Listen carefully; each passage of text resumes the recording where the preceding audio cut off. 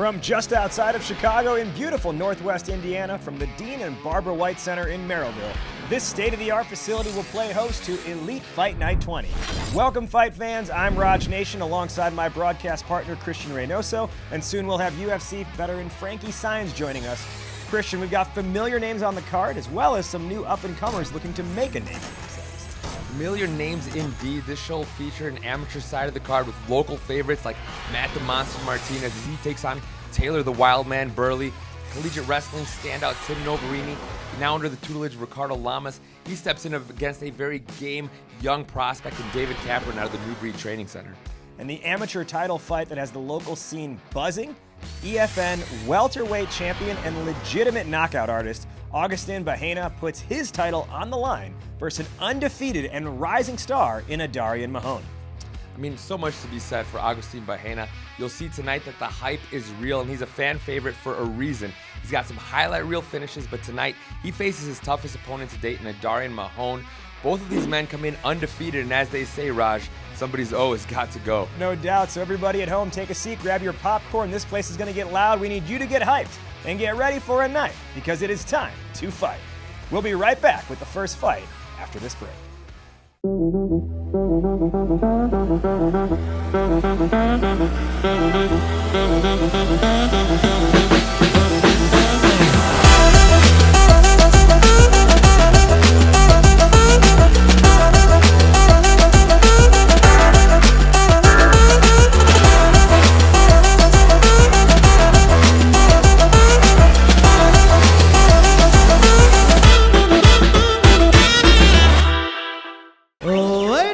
Gentlemen, this bout is scheduled for 3 rounds in the EFN Featherweight Division. Introducing first, the fighter to my right, holding an undefeated record of 2 wins with no losses, standing 5 feet 7 inches tall, weighing in at 145 pounds, fighting out of Louisville, Kentucky, Mouhamed Cisse!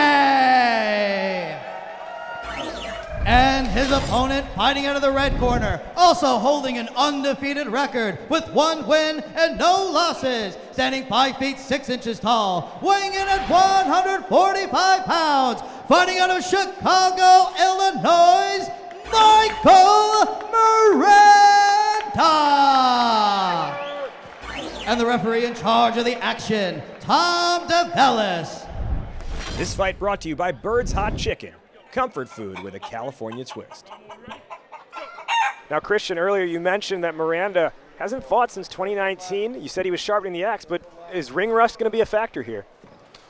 Depends who you ask, my friend. Some people think ring rust is real, others don't. I think as soon as you get in the cage, you shake off some of those early on jitters. It's just another fight. At the end of the day, you're training at a gym like MTC. You're going to be facing off against active fighters on the regular. That ring rust, be it real or not, you know, it tends to kind of wear off early on. I don't know if you agree with me, Frankie. It's kind of different for everybody, but that's just my take. Yeah, I mean, you're getting those rounds in the gym. You know, like those guys are getting their sparring rounds and stuff. Oh, going for that guillotine. Right off the cage here. Let's see what he goes to, though. Like, right now, he doesn't have it. So we got to figure out, like, hey, you're going to stay down here, or you're going to try to get up, get to the cage, get back to your feet. Well, there you see Cisse hanging on to that guillotine for a minute. Smart to let it go. He'd be leaving himself open for a Von Flue choke if that were the case. But it was a nice takedown. It was good timing there by Michael Miranda. He seems to have very good awareness on the top. There he is, advancing to full mount now with just under 2 minutes left. Plenty of time to get a lot of good work in. There you see Miranda able to gain some leverage there, land a strike, as now Cisse finds himself in a little bit of trouble. Yeah, Cisse seems like he has a little bit of a wrestling background. He has that good base, like you're saying, like just real heavy on top. You know, you're not going to roll him and get some kind of roll off of him, a reversal.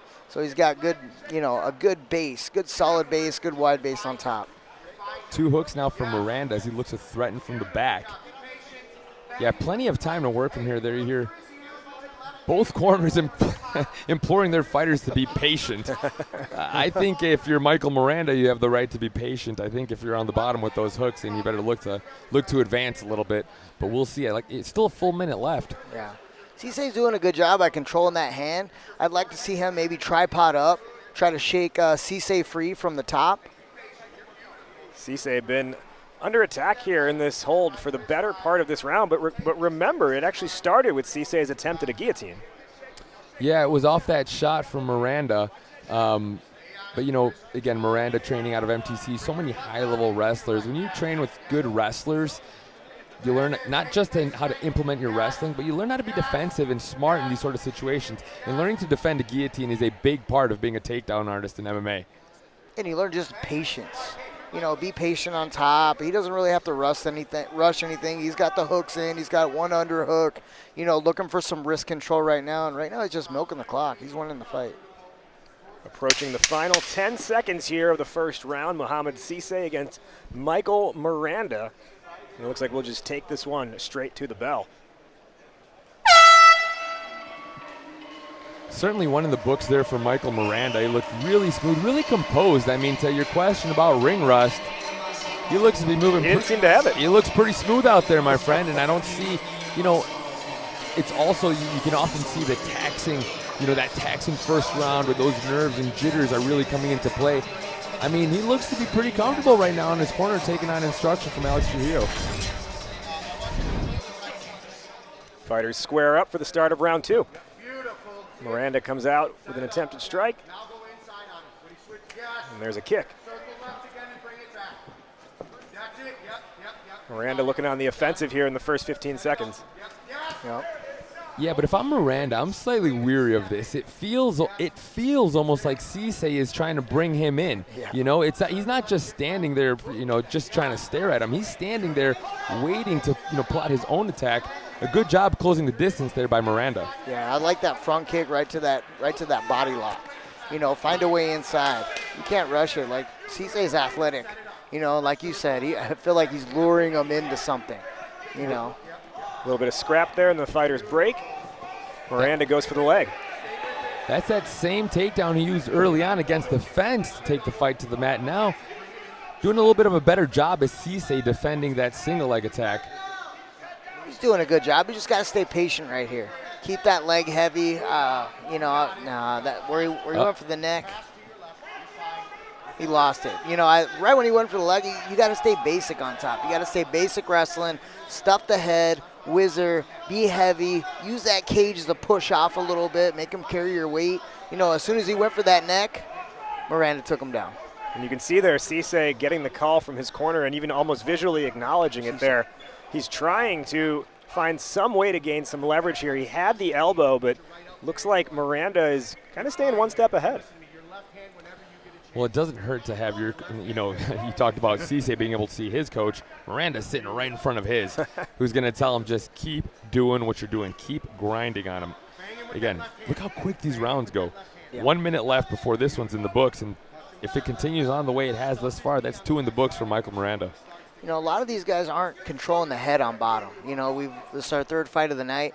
You know, these guys are getting taken down. It's like, hey, man, push the head away. Don't let him just control you on top. Push the head away, find an underhook. You know, you're not going anywhere with your arm over his head like that. It's hard, you know, because you think to yourself, I don't want to take any punishment, so your innate desire is to hold them down. But at the end of the day, you're not doing yourself any favors because, like you've said in the past, you're holding them on top of you at the same time. You're not allowing yourself to become offensive off of your back, be it to stand up, be it to threaten submissions. And that's kind of what we're seeing here. You said it like it's short. Like, these are short to me. Like, I'm used to the 5-minute rounds. Like, the 3-minute rounds go like that. It's one takedown, and that's how it ends. Blink and you might miss. Absolutely. Closing seconds here of round 2, Mouhamed Cisse and Michael Miranda. You know, and sometimes these guys get into this, and they don't do all the fundamentals of all the martial arts. You know, like Cisse, you can tell he's lacking some fundamentals in jiu-jitsu. Like being able to frame, being able to get underhooks, being able to control the head. You know, those little things like make a big difference, you know, when you step into the cage. Yeah, definitely. You mentioned earlier it was going for kind of settling into that guillotine potential that's led to Miranda finishing those takedowns. If he had the jiu-jitsu acumen to understand, well, if I'm you know, cinching up a guillotine on the right side, but my right hip is covered and not exposed, well, you're never going to get that guillotine. You're just going to be giving up that position. So here we go, start of round 3 about to get underway. Mouhamed Cisse and Michael Miranda. A reminder, this fight is brought to you by Bird's Hot Chicken. Well, now, if you're Miranda, I mean, I always ask, after we got 2 in the bag, what are you going to do now? Is it going to be a matter of coasting, or is it a matter of putting a stamp on this one? You see him immediately take the center of the cage. It looks like he wants to come out and win this 3rd round. If you're Cisse, your back is against the wall. You got to let it fly now. Yeah. I mean, the smart play is just being smart, get the win. Like I always tell the fighters, like, nobody's going to remember this. Like, hey, let's learn from it. Nobody remembers but you. Honestly, That's a like, great point. Even the coaches forget. Like, there's so many other fighters and stuff. You're going to remember this, but well, we're here to memorialize it for eternity. Yeah, aside from that. Absolutely. But leaving with the W is the most important. Cisse trying to get some kind of offensive here. A little bit of luck. Same position they were in earlier. But you know what? Now using a beautiful sprawl as Cisse, this is different, right? Because he isn't able to suck up that single leg as Miranda. In the past, having a lot of success with that. Now the question is Cisse going to use this to stay on top, or is he going to look to start to threaten? Kind of a cradle type position here. And I like this cradle off the fence. Like, if he can get his head to the mat and pull him off the fence and gain position, I think that's where he would dominate on top. But I think he needs a little more right now, being down 2 rounds to none. Cisse and Miranda right in front of us, and yeah, to your point there, the way the first 2 rounds have gone, Cisse's got to go for the kill. Yeah, he's got to look for that finish. But also, you haven't necessarily had the most dominant position, so it's not like a feeling that you're like, oh, well, I got to rush into the next thing. You're kind of happy to be in this good position now for a change, but a beautiful strike on the break there. Cisse got him right in the dome. Yeah, but how about that for the awareness to continue to fight and to work his way to the top by Miranda. Cisse's got to get his way back on top. There he is. Back on top. Get heavy. Get off your knees. Get on your toes. Like, make him carry your weight. There you go. Strike a little bit. Final minute here of round 3. Mouhamed Cisse trying to fight his way back, trying to pull out a victory. He's got to just keep punching right here. And here you go. You see him just scrambling and scrambling, doing anything he can here. That was a good knee to the body. Beautiful knees there, yeah. And Miranda starting to find some position here. There it is again, kind of sitting back for the possibility of a choke is Cisse, but we're going to have the same result, it looks. But this is different.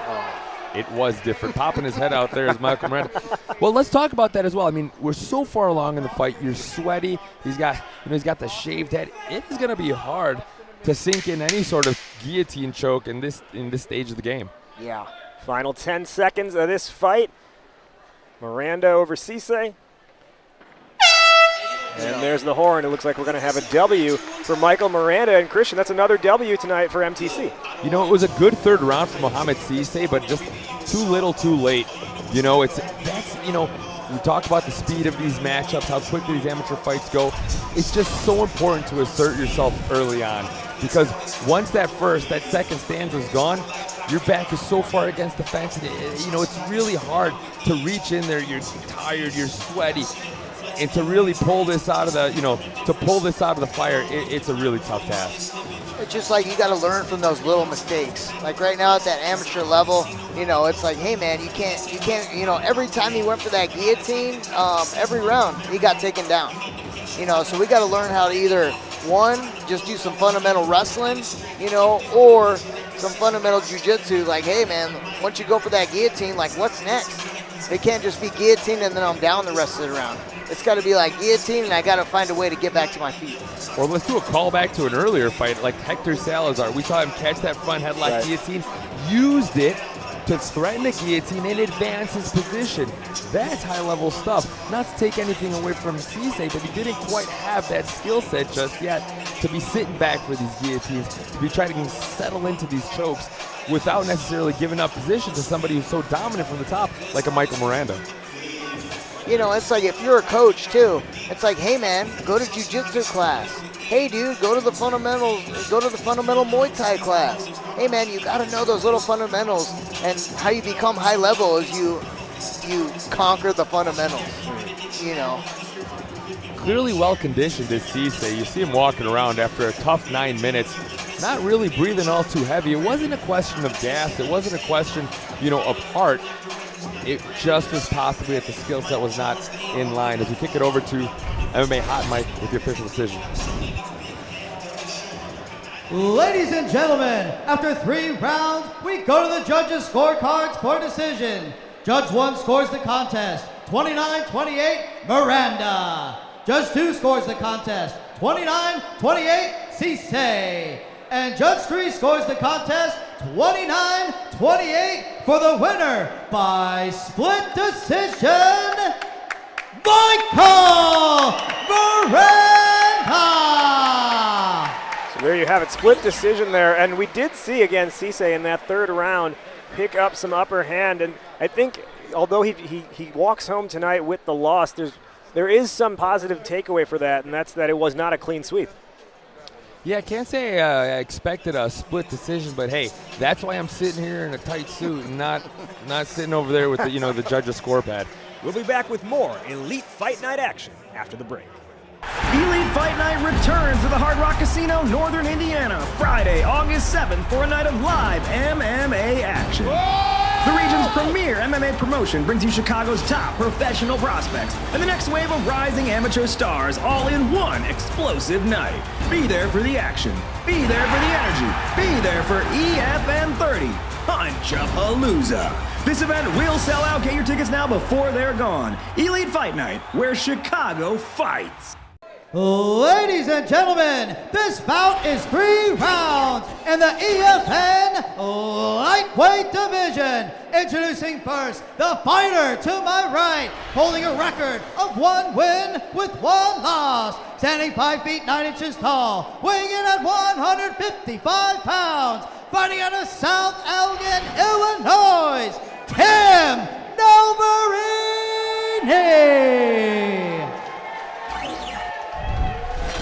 And his opponent, making his amateur debut, standing 5 feet 8 inches tall, weighing in at 155 pounds, fighting out of Chicago, Illinois, David Capron. A lot of energy in the building for this bout. This one brought to you by Bird's Hot Chicken. It's Tim Noverini versus David Capron at the 155-pound weight class. Noverini again enters at 1-1. With Capron making his fighting debut. Yeah, this is one that I was really excited for. It's kind of a sleeper bout. You want to see somebody like David, see what he's going to have when he takes all those skills and makes it official inside the cage. And to take on somebody like Tim Noverini, that's a tall task in your first debut. But I mean, here we see, there it is, quickly using that judo acumen. It was Noverini going for the inside trip and quickly turning it into a toss. David Capron, you talked about that already, Frankie. That's not something you're going to see every day. Yeah, and he landed a couple knees before he ended up getting that little toss. But it's like good little mix. Ooh, nice little body kick there landed. Strong blows coming from both fighters here. And that is a long reach you have from Noverini. He looks like the bigger 155er out there. Kick to the side from Capron. Now creating a little distance. Noverini checks the kick. Wrestled to the ground. Lost the leverage, though, maybe just on all that full head of hair. He couldn't quite hold him onto it with his elbow. Good luck tossing a judo black belt as David advances to mount immediately. Plenty of time left in this round as David's on top. Almost transitioned to the armbar there. We know how good the armbars can be from judo players. Right hand met with an immediate left hand by Capron. So far, Overini's like 0 for 2 for takedown attempts. I like the body work, though, by Capron. He's landed a knee to the body, a couple leg kicks, or a couple kicks to the body. Left hand catches him across the cheek.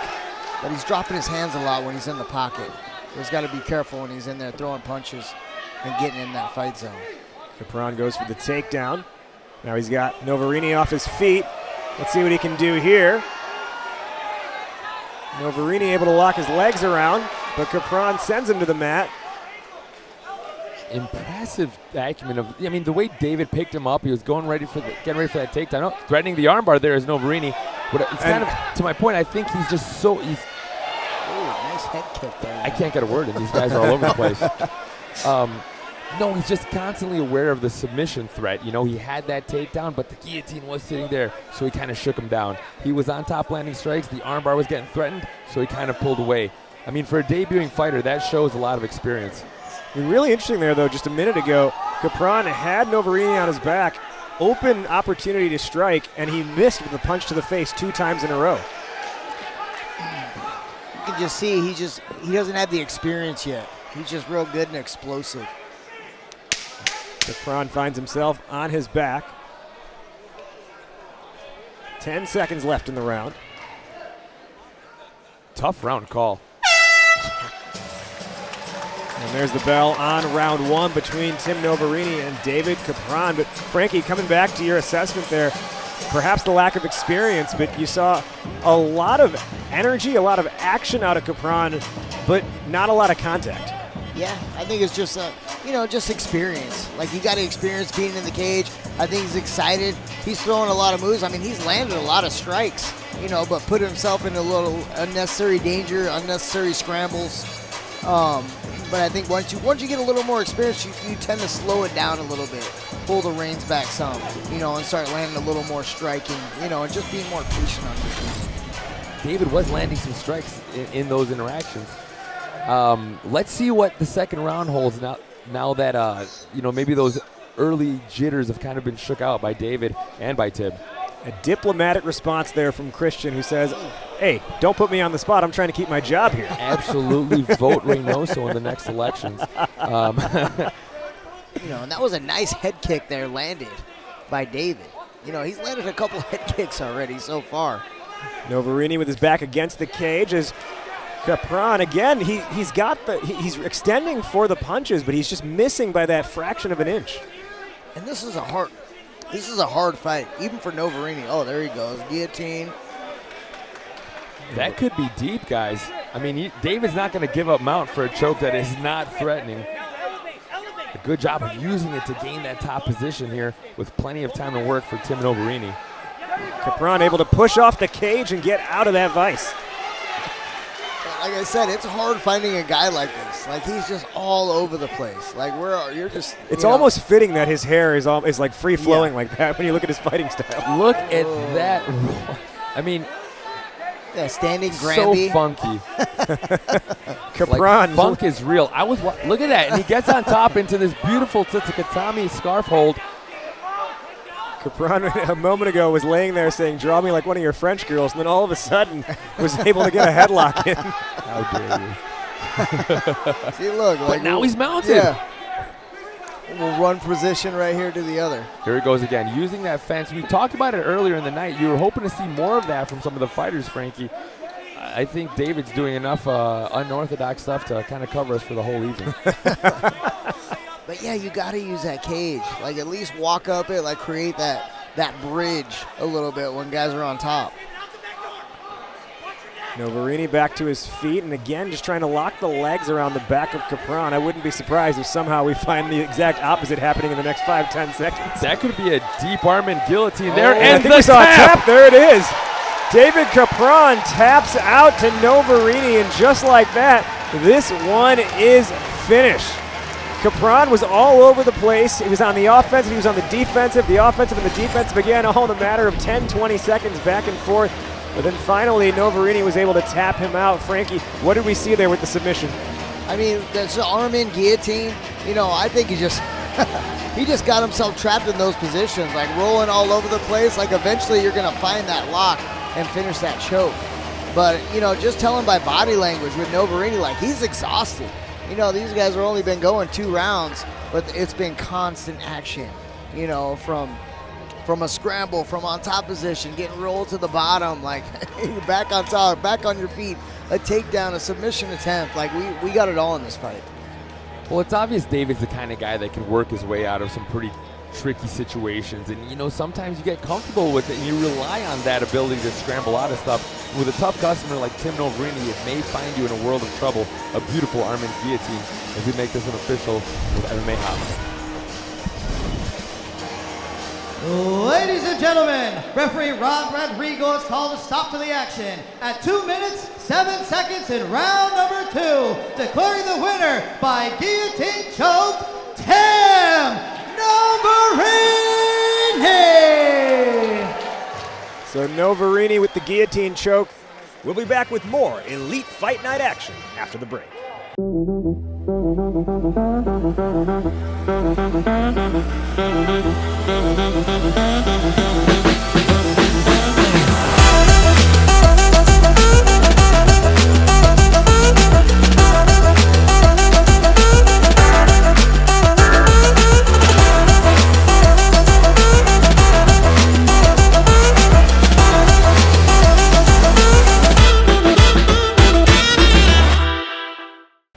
Ladies and gentlemen, this catchweight bout is scheduled for 3 rounds.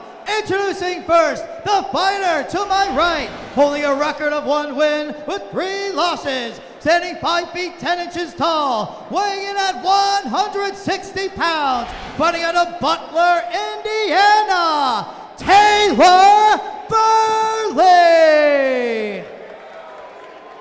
And introducing his opponent, fighting out of the red corner, holding a record of 4 wins, 3 losses, standing 5 feet 8 inches tall, weighing in at 160 pounds, fighting out of Lyons, Illinois, Matt the Monster Martinez!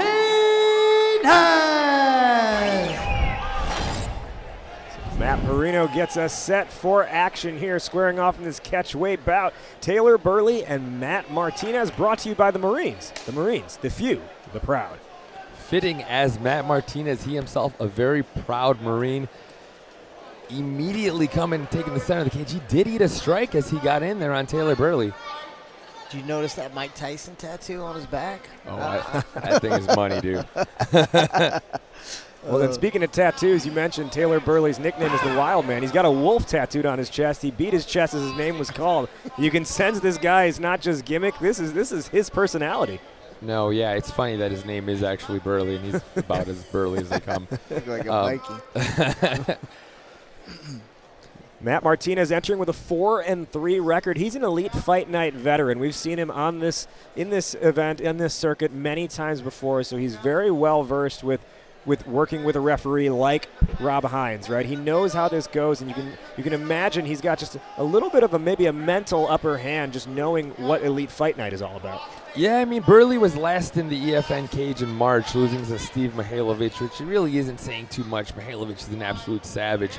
Yeah, you're right. I mean, Martinez, he's fought here, and there you see a little rubber guard. I mentioned that Burley had been training with those 10th Planet guys, and there we see it. Ooh, possibly looking for pop quiz. Anyone know what that is? Looking for what's called a Hindulo as he reaches over the top from that rubber guard into Hindu control. And there, if you were able to get his left hand to the front, that is a very, very deep choke made famous by Ben Eddy, who I mentioned he's trained with in the past. Yeah, it all comes first full circle. Let's go, guys. It's like, how many of those finishes have you seen in the cage, though? Potentially one starting tonight. So Burley's got the bicep locked around his own ankle here, wrapped around the shoulders and the neck of Matt Martinez right in front of us here in the cage. Well, this is an annoying position to, get out of. You know, you got to clear the hands. Oh, there you go. Let's see if he can get up and posture up, though, and land some strikes. Anyone catch that knee bar that Matt Martinez could be kind of putting on there? Is that half guard, or that half guard can sometimes turn into a knee bar, but working out of that is Taylor Burley. In that process, Burley able to land a couple strikes to the body. Yeah, I'd like to see Matt Martinez just kind of either land some knees here, ground and pound. Oh, there he goes, put the hooks in. Now Martinez back to his feet. You know, he's got one hook in. This is good control on top. Yeah, a great position, and right in front of us, we can hear how hard those strikes are of Matt Martinez. I'm lucky I'm out here. Exactly. Fortunate to be on this side of the fence. But yeah, one hook in with some wrist control, like he can just ride this out. Last 10 seconds here of the round. Close to the neck. Ooh, nice little Martinez uppercut. landed, right hand there to the cheek. That'll do it for round 1 here of Burley versus Martinez. Kind of went both ways there, but Frankie, what did you see that stood out to you? I mean, just the takedown right there. I mean, you got to get more control off that takedown. You know, like we've been seeing this a lot. Like guys taking down, they're just trying to hold you on top. You know, just trying to milk the clock. Like I want to see some strikes. I mean, he did land that hard right hand right off the bat. Like it was a hard punch. Agreed. I think that had a lot to do with Matt Martinez keeping the pressure and keeping it in close quarters from that point moving forward. Fighters touch gloves. Round 2 is underway here at Elite Fight Night 20. Raj Nation here with Christian Reynoso and Frankie Saenz, your in-flight crew on this journey. Just made him taste his toe a little bit. You see that? Just stuck it in there. Oh, nice little left hand. There's the takedown from Martinez. Meanwhile, Burley goes back to that locking of the shin around the back. Yeah, back to the rubber guard with a lot more room to work. See, the rubber guard changes when you're having to deal with the fence. Now in the center of the cage, this could mean something else.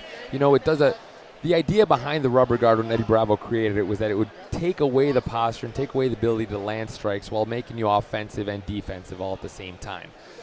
The question is Matt Martinez going to let him do that? He knows what he's trying to do. And I think keeping that forward pressure, that forehead in his face is just the right recipe to kind of take away any sort of offense from that rubber guard. Yeah. You know, and shoot, right here he's got to get inside control his hands a little bit, control the position. You know, let's try to land some. At least start throwing little short shots to the body.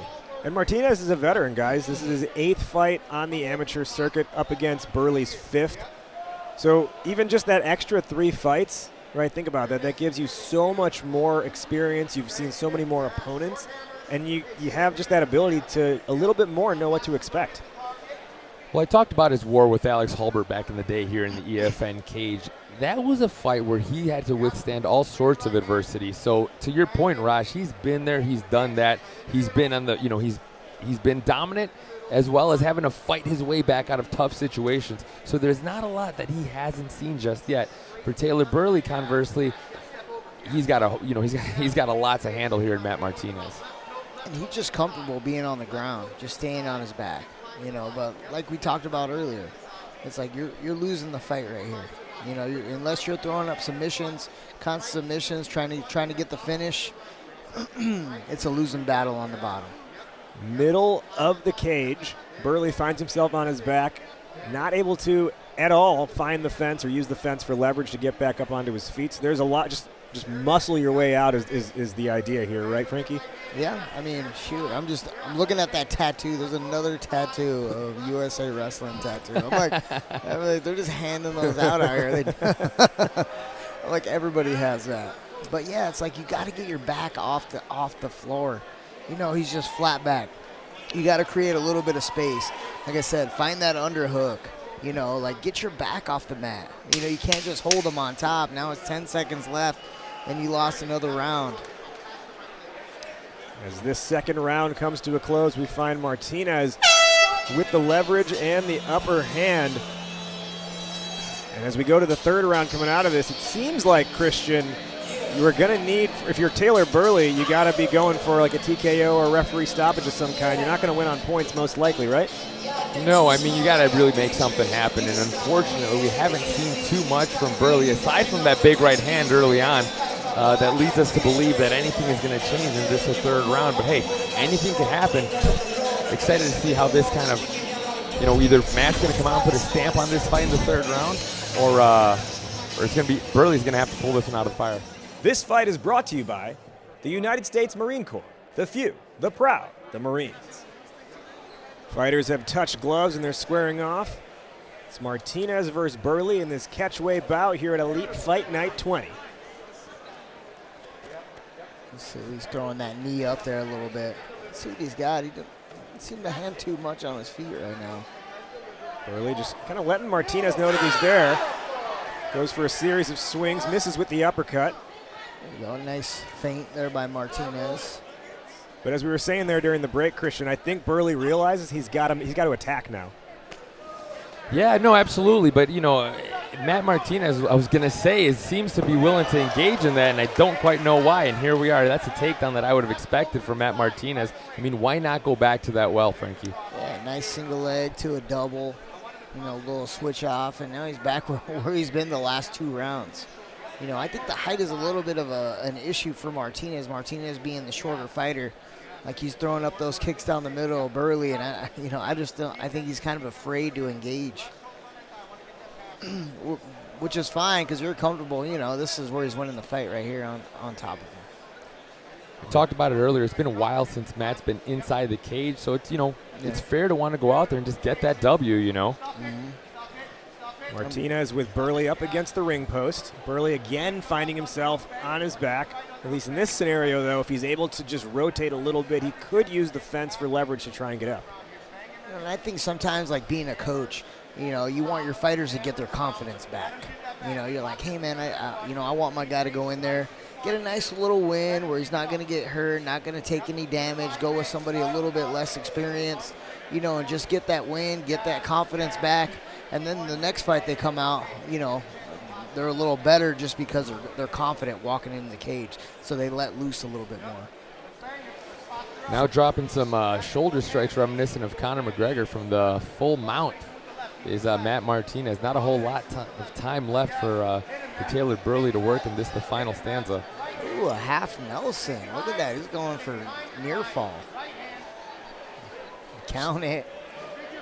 Going for the leg lock there is Taylor Burley. Now, as amateurs, they're pretty limited in the leg lock that they can attack. Nothing twisting, so there aren't going to be any heel hooks or anything of the sorts.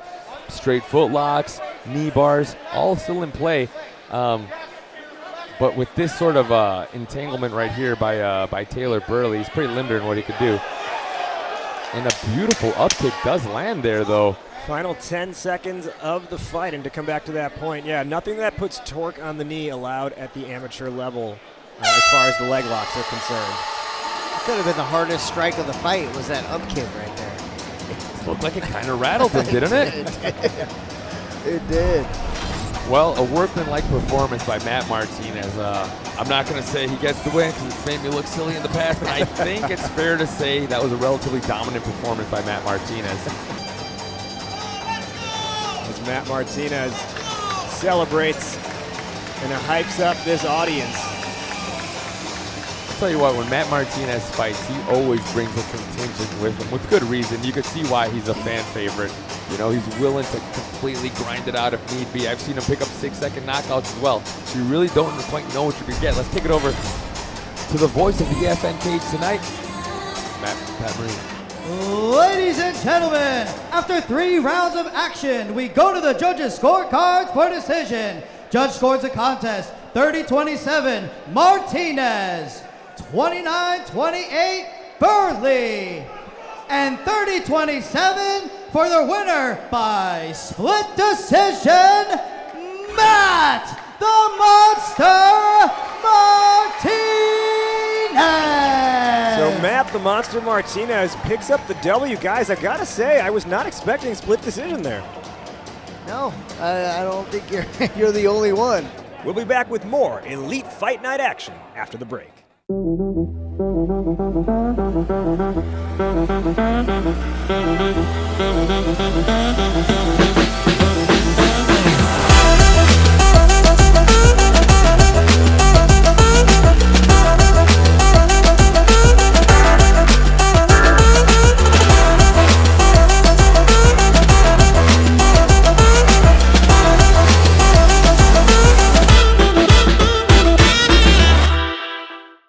Ladies and gentlemen, this bout is 3 rounds for the Elite Fight Night Welterweight Amateur Championship of the World. Introducing first, to my right, holding an undefeated record of 2 wins with no losses, standing 6 feet tall, weighing 170 pounds, from Zion, Illinois, Adarion Mahone. And introducing his opponent, fighting out of the red corner, holding an undefeated record of 4 wins with no losses, standing 5 feet 10 inches tall, weighing in at 170 pounds, fighting out of Waukegan, Illinois. He is the Elite Fight Night Welterweight Champion of the World, Bahena. And the referee in charge, Rob Hines. So here we go. Elite Fight Night Amateur Welterweight title on the line. This fight is brought to you by El Popo Tortillas, serving Chicagoland and beyond since 1957. Referee Rob Hines checks with the fighters, and we're underway in this title fight at Elite Fight Night 20. You know, I did not anticipate a touch of the gloves, and Oh, no. He's throwing hard. They're wasting no time going at this one. A nice body kick landed there by Bahena. Fists, feet flying left and right. Both fighters connecting. And now Bahena able to push Mahone up against the cage. Nice fair takedown landed by Bahena. See if he can get some control here. Mahone's trying to control his hand. He's doing the right stuff. What he's got to do is got to slide that knee underneath, hip heist, get to the cage. there you see Bahena using that knee to look to pin that arm. But Mahone comfortable off his back. I mean, a jiu-jitsu blue belt. Again, we mentioned earlier, the third jiu-jitsu fighter we've seen inside the cage tonight. Doing a good job of continuing to advance his position, though, as the champ. Bahena's doing a good job of controlling that wrist underneath. So he has that wrist. There you go. Multiple strikes to the face here from Bahena. What Mahone did was he let him get that space by coming over and trying to find that arm, almost like looking for a Kimura, but he wasn't in position. Nice knees. And now he gets back to his feet there. Doing a good job of using the fence to get back up. You talked about that earlier, Frankie, not seeing necessarily a lot of the fighters doing that. Well, there's a reason you're seeing it now. These guys are more experienced. You know, they're a little bit more seasoned, and we're seeing why they're getting co-main event billing tonight. Let's use it like it's a tripod, like it's another arm. Connects with a blow. Bahena taken back a little bit. Beautiful right hand by Mahone. Mahone landing multiple strikes. Now right in front of us, Bahena presses Mahone up against the cage. Still body shots landed by Mahone in the process as he works to pick up the arm. He's doing a good job. He's got to pick it up and turn him. Bahena switching off to the single. Just trying to get his wits back about him. That's nice. Good wrist control. And now Bahena able to land some strikes to the face.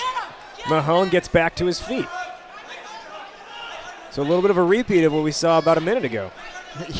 I mean, it's clear that AD came prepared for the fighting style of Agustin Bahena. I mean, there was a lot of analysis that had to go into coming out the way he has. He's kind of had an answer to everything. Don't get me wrong, the champ has been able to implement his game plan, but there we see, a Kimura trap. Beautiful move by Adarion Mahone as he looks to finish around his style. A huge left hand.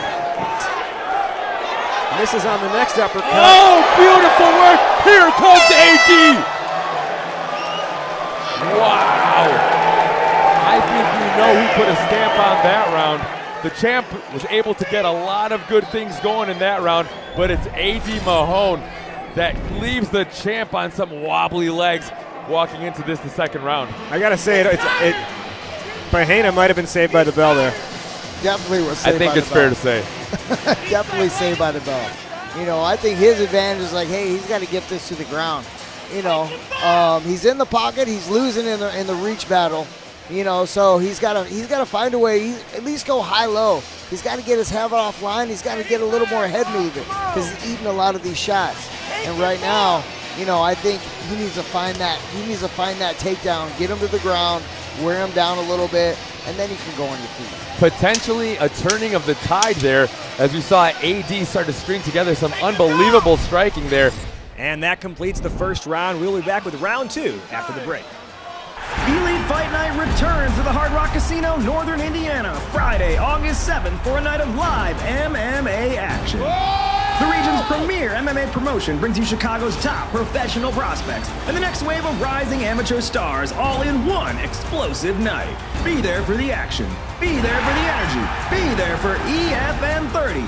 Punch-a-palooza. This event will sell out. Get your tickets now before they're gone. Elite Fight Night, where Chicago fights. And, I mean, Agustin was able to get some takedowns, but more times than not, it was just a matter of time before AD worked his way back up to the feet and started working his strikes.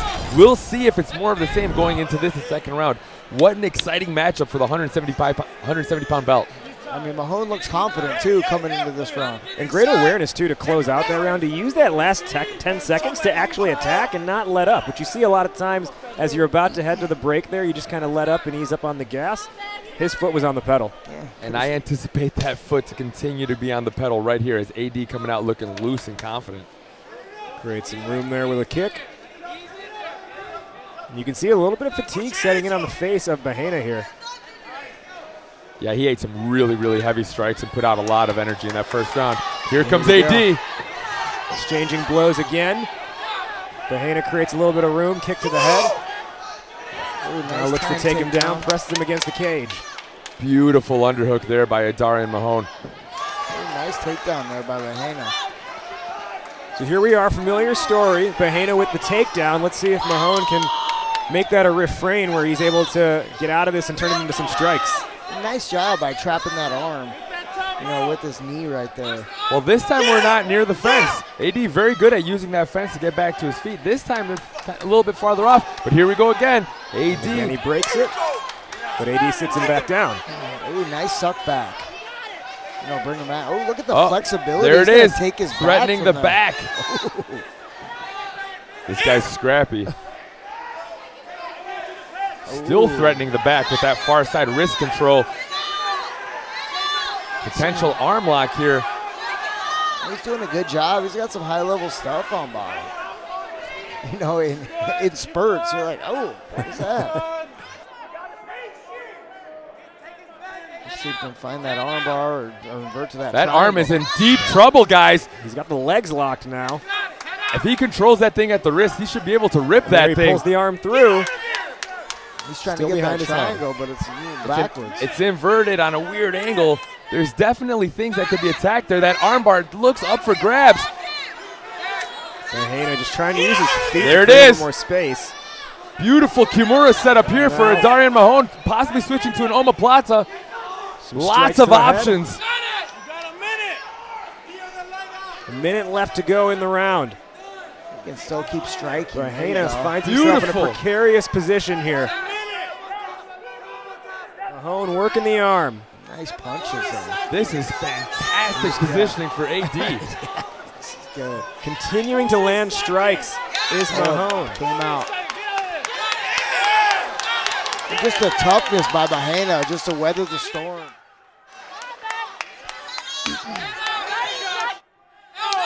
Mahone loses the legs. Bahena over the top. And now you have that ability to use the cage again, Christian. Yeah, but you got to be impressed by the toughness of Bahena. Just continuing to find ways out of these precarious situations. Kind of adapting and learning on the fly as he fights a very dangerous opponent in Adarion Mahone. Able to sneak in a couple strikes to the face there is Bahena. I mean, this is a good position, a north-south position. It's draining, being the bottom guy when somebody's on you north-south because you're not close to getting up. You got to work. You got to try to find it. Either he's throwing those legs over or he's trying to spin and get perpendicular so he can get back to either side mount or get his guard back. Are we at a round apiece, guys? Well, Looks like it, but what do we know? Clearly not a whole lot because I've had some pretty rough calls tonight trying to figure out what the judges are looking at. But at the end of the day, it's their job, not mine. Just a great, entertaining fight thus far as these two show why they are both in line for the title, why we have one champ here, why we have a great contender on the other side. I mean, these records, 4-0 and 2-0. Obviously, 4-0 is very impressive, 2-0 as well, but not indicative of how high level of fight we're going to have on our hands. These guys look like pros out there. I mean, the precision of Mahone's striking, I'm impressed by. And able just to keep that range and pop, pop, pop, pop from the outside, and he land those hard shots. So as we head to this third and final round, one thing I want to note there, Mahone he's smiling, he's laughing, he looks ready to go. Bahena looks a little bit fatigued though. He looks more like he's needing to prepare for this next round. Well, if you're in Bahena's corner, you're very pleased that he was able to pull off that takedown in round 2. If you're Mahone, you're thinking, I just got to make sure he doesn't get another one of those, and I continue to implement my game plan because it's his game plan that's been Big swings, big kicks here to start the third and final round. Amateur welterweight title on the line here at Elite Fight Night 20. Back and forth contest here. Bahena and presses Mahone back against the cage. Yep, hands locked, finish that double. Oh no, to the reversal. Immediately to mount, potentially a rear naked choke opportunity, but look at Bahena continuously moving, continuously looking to get out of bad positions. Scrambling back up to the feet. Both men back to their feet here. Both men land a strike. I think it's a matter of how these next 2 minutes go that are going to decide who walks away with the belt tonight. Mahone and Bahena with an instant classic here in the EFN cage. Mahone lands the left hand a little beautiful bit. throw. Unreal. He just threw him and let him go. I think it's the exhaustion you were speaking of earlier there, Raj. And What a right hand by Mahone. looks a little defenseless now. Able to wrap his arms now around Mahone though. 90 seconds for Mahone to rip the belt out of the grasp of the champ. Bahena gotta weather this storm. Another takedown for Mahone. Uh-oh, looking to take the back. And again, that's what's on the line tonight. The gold, the Elite Fight Night Amateur Welterweight Championship held by the reigning and defending Augustine Bahena. But Bahena potentially maybe handing that belt over by the end of this one. Ooh, nice right in the side mount. Well, it was a failed crucifix attempt by AD. Fans trying to will Bahena to victory here. Bahena trying to work the arm here of AD. This is a high-intensity fight, though. Both guys are exhausted. See if we can get something going. Yeah, if you're the corner of Bahena, you got to be incredibly pleased with the way this round may be ending. If he can stay on top in this, knee pin crucifix striking position, this is a great thing to leave in the judge's memory to wrap up the fight. 20 seconds to go here. Anything can happen with the way this contest has gone. Looking for that Kimura on the far side, but he's able to get out of that. 10 seconds remaining in the third round. Mahone tries to wrap the legs around the back of Bahena's head, and that'll do it. 3 rounds in the books. Bahena, Mahone, an absolute slugfest, guys. Yeah, this one could get interesting. I mean, we're going to have to wait and see for the official scorecards to get tabulated.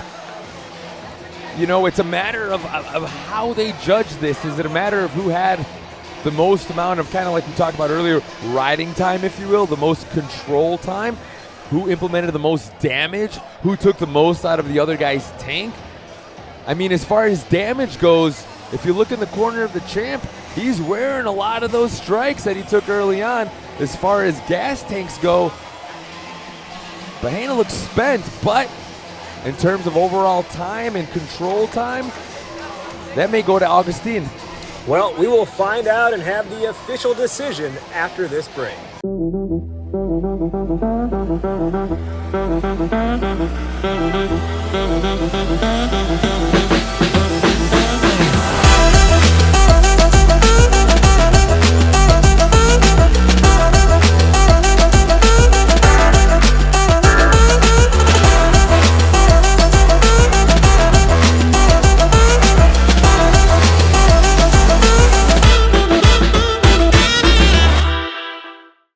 Interested to see how this gets decided. And to your earlier point, Christian, you mentioned perhaps you leave that mark in the judge's mind where you just kind of control that last 20, 30 seconds of the fight.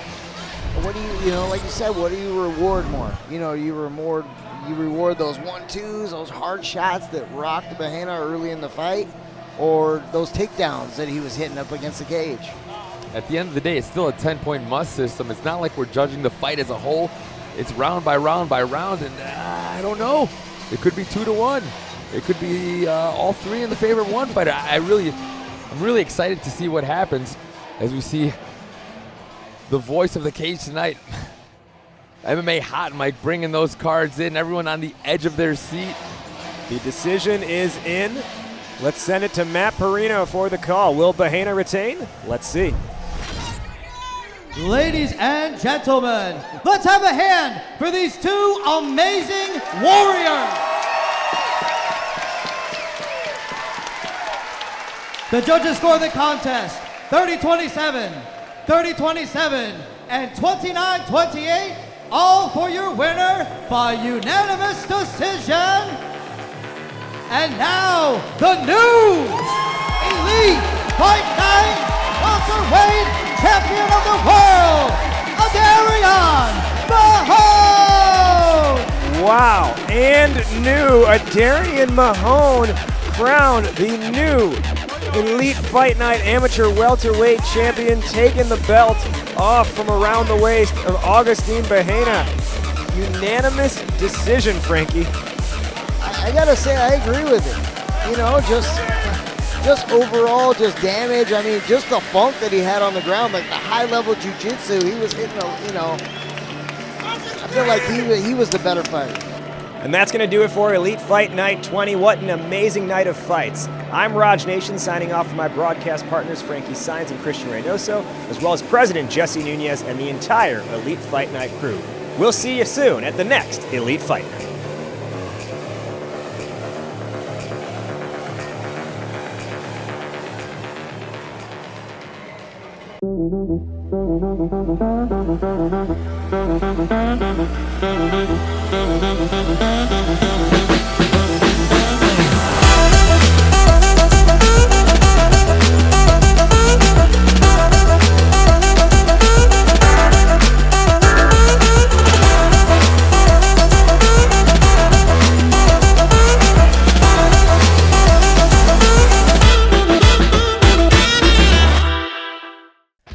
Just outside of Chicago in beautiful Northwest Indiana from the Dean and Barbara White Center in Merrillville, this state-of-the-art facility will play host to Elite Fight Night 20. Welcome, fight fans. I'm Raj Nation alongside my broadcast partner, Christian Reynoso, and soon we'll have UFC veteran Frankie Saenz joining us. Christian, we've got familiar names on the card, as well as some new up-and-comers looking to make a name for themselves. Familiar names indeed. This show will feature a professional side with some of the fan favorites like Valanti 300 Atsas, who now looks to improve his pro record to 3-0, but he'll be taking on Missouri's Nathan Mitchell. On the amateur side, we got the flyweight title up for grabs as Fort Wayne, Indiana's Dominic Heath comes in to take on Tennessee's Bryce Woerner. But the title fight, Christian, that has everyone talking in town is the pro welterweight title being put on the line by the champion Tyler Scott and Indianapolis's Gavin Agnew. Yeah, Tyler Scott has looked absolutely unstoppable. Back at EFN 19, he put on an electric performance as he picked up the welterweight belt. Then a couple months later, he heads over to Art of Scrap. He wins that title in violent fashion. Now with one belt over each shoulder, he steps in to take on a very, very tough opponent in the veteran, Gavin Agnew. Fans are making their way in. This place is about to get electric. So fight fans at home, grab some popcorn, grab a seat. This place is going to get loud. We need you to get hyped and get ready for a night, because it is time to fight when we return for Elite Fight Night 20.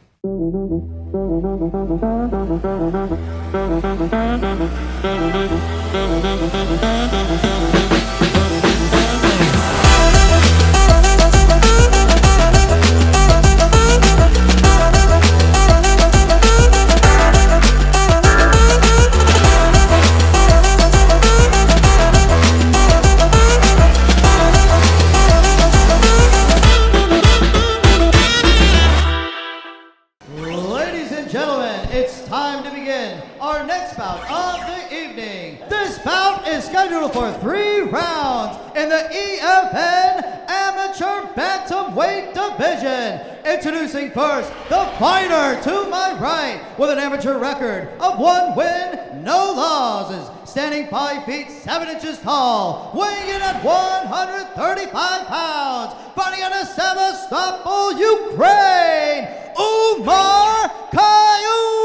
Kauimov.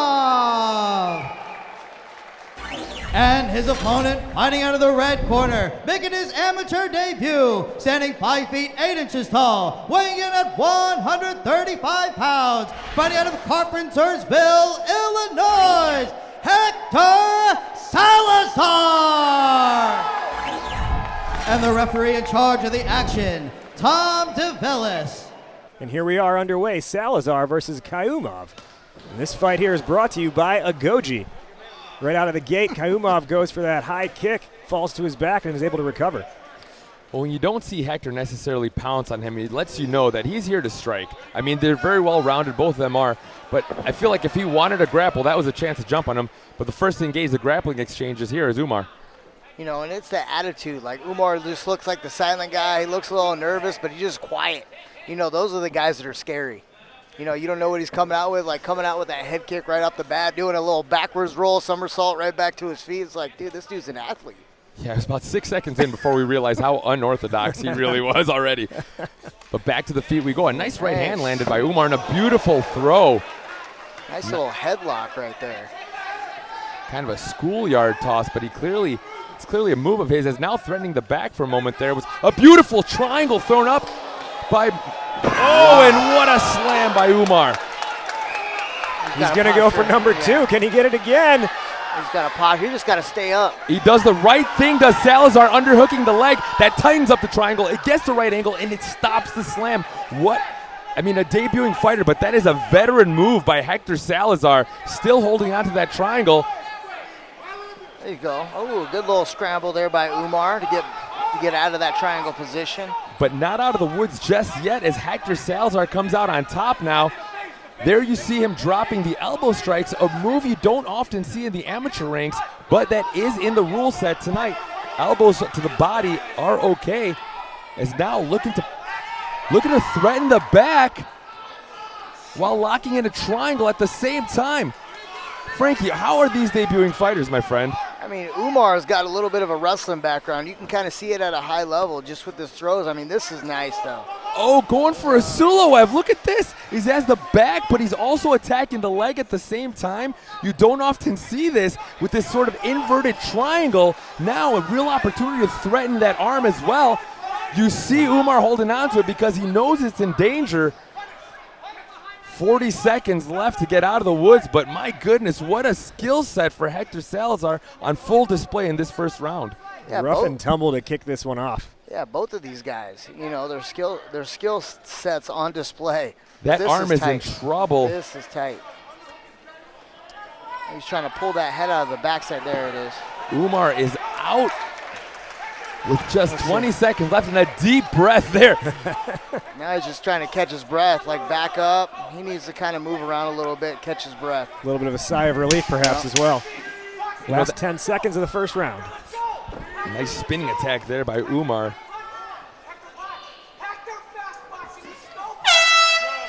So there we have it, end of the first round. A lot of action in that one. Umar comes out up front with kicks galore.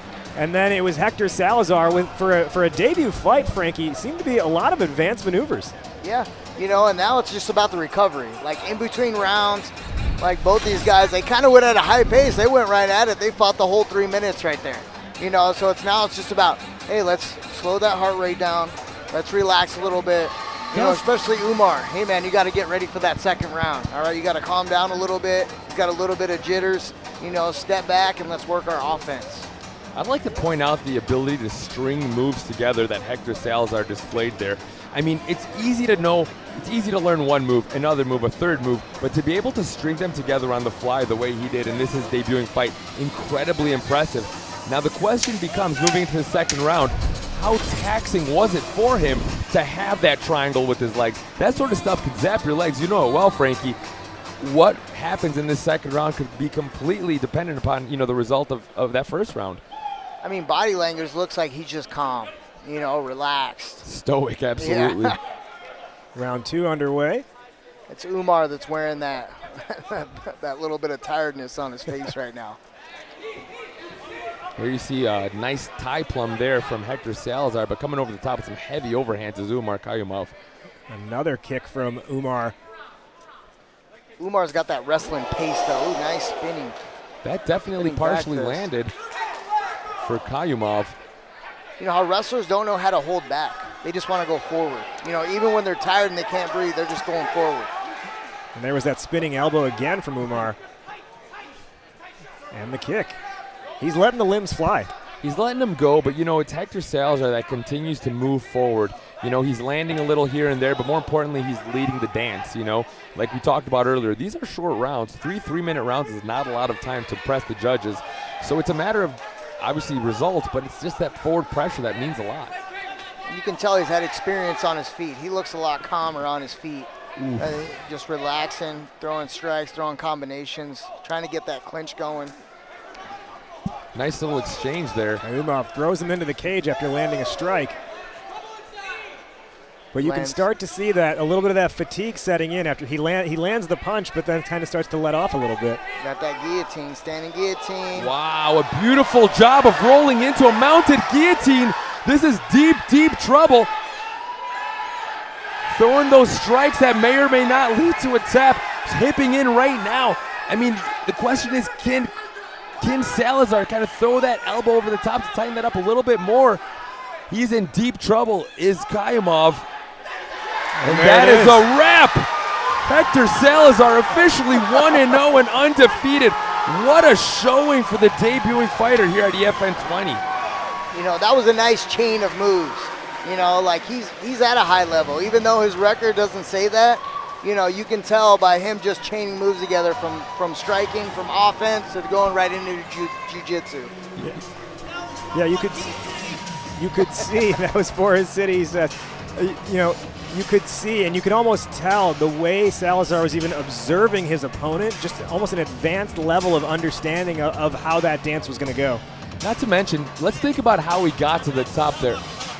He's trying to shout to the broadcast booth, but this place is absolutely electric. I can't hear a word he's saying. What I'm gonna say is this: I'm not usually a fan of rolling to your back when you're in a dominant position. Let's think about how he got to that mounted position. He sort of locked up a front headlock. He didn't have the guillotine all the way in. He took that chin strap, he sat to his back, and he rolled into that mounted position before he threatened with that guillotine. Clearly that's something he does. You don't just pull that out of your back pocket. This guy has a big, big toolbox for a debuting fighter. What a fantastic debut for Hector Salazar. Let's take it up to MMA Hot Mic Matt Perino for the official call.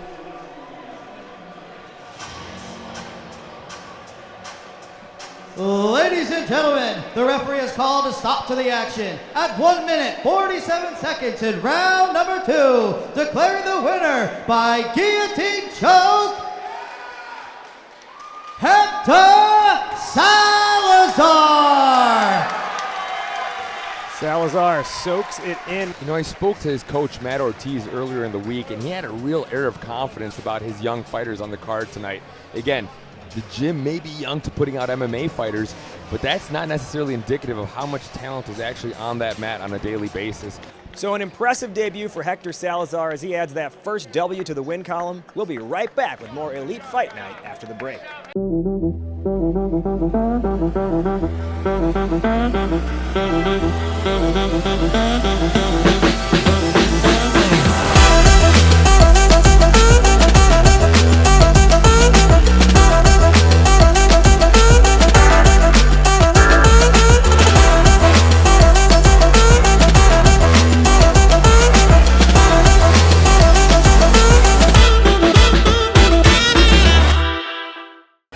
Send it up to Matt Perino for the call. Ladies and gentlemen, this bout is scheduled for 3 rounds in the EFN Flyweight Division. Introducing first to my right, holding an amateur record of 1 win with 1 loss, standing 5 feet 5 inches tall, weighing in at 125 pounds, running out of Bolingbrook, Illinois, Jalan Gibson.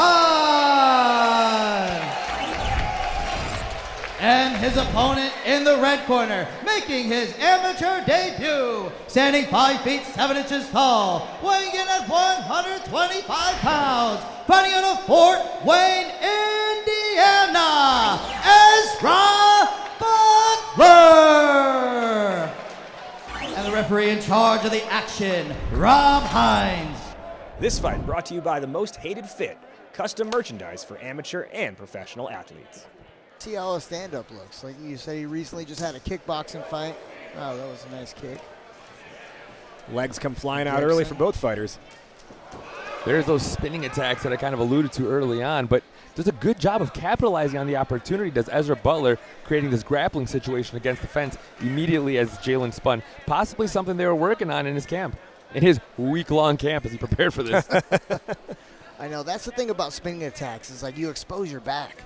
So if these guys can take advantage and jump on you and look for that takedown, kind of puts you in this compromising position. Let's see what he can do with it. At first, I thought he was going to get a takedown. I like how he has that ankle. What he's got to do with that ankle is he's got to pull it to the other side of the cage, is get it off. Doing a good job of kind of wall walking there is Jalan Gibson. Surely something that's getting worked on in the gym at the Ricardo Lamas fight team. Ooh, that was a nice knee to buckle him down to the mat. Gibson previously fought Bryce Woerner, who's fighting later tonight in a title fight. So he's been well trained, and just in the fact the competition, the level of competition that he's been fighting up to this point has been top notch. And a beautiful transition now from mount to the back by Ezra Butler as he now puts both hooks in, body triangle now. That is across the chin, but we know that, think back to the Khabib Nurmagomedov type squeeze. You could get the finish there. Jalan Gibson in a world of trouble here early on in round number 1. Yeah, this is early in the fight. It's high level. A lot of these Dagestanis are doing this takedown where they're grabbing that ankle, and pulling that off and really getting that cage control, being able to use their whole body. Gibson trying to work his way out. That body triangle is not it's not fun to be in. No, and it just got a lot worse. If you're in the body triangle, you want to roll to the side of that lock. And as of right now, well, there he goes, doing a good job of, I'm going to take credit for that. I'm going to say he heard me. No, but constantly pummeling to get under the chin is Ezra Butler. You know what? He may have taken this fight on short notice, but clearly he's got the skills to pay the bills here against Jalan Gibson. Yeah, and this is a good position, dominating position. If these guys can get these, he's going to try to. Oh, okay, nice reversal there by Jalan Gibson. Good reversal, but quickly you saw there, Ezra Butler was willing to attack off his back. He immediately started looking for a triangle or something like that. Ezra Butler clearly has a good, solid jiu-jitsu acumen, a good wrestling base. Jalan Gibson is just very athletic, quick. All the skills in the world as well. But that scramble, that was just sheer will by Jalan Gibson. But that's how you beat those guys that have that dynamic striking. It's like, all right, how do we get this guy to the ground, and let's slow him down a little bit. Let's try to drain that gas tank with some jiu-jitsu scrambles. Well, we saw Jalan Gibson come out with Ronnie Hauser, Ricardo Lamas. These are guys, if anybody can implement that grinding top, back sort of game, it's those guys. So there's nothing happening in this round that he hasn't seen in the gym already. A great job of kind of weathering that storm early on. Let's see what the second stanza provides. First round in the books. A lot of action in that one. Gibson and Butler going head-to-head. We'll be back with more Elite Fight Night action after the break.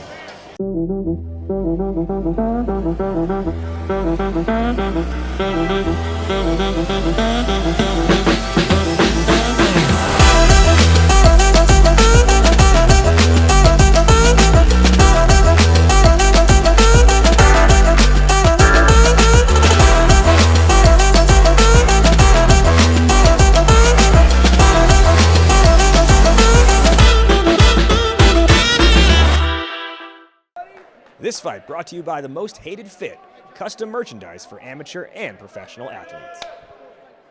Round 2 underway here. Gibson versus Butler here at Elite Fight Night 20. But that goes like a week's notice. Does he have the gas tank?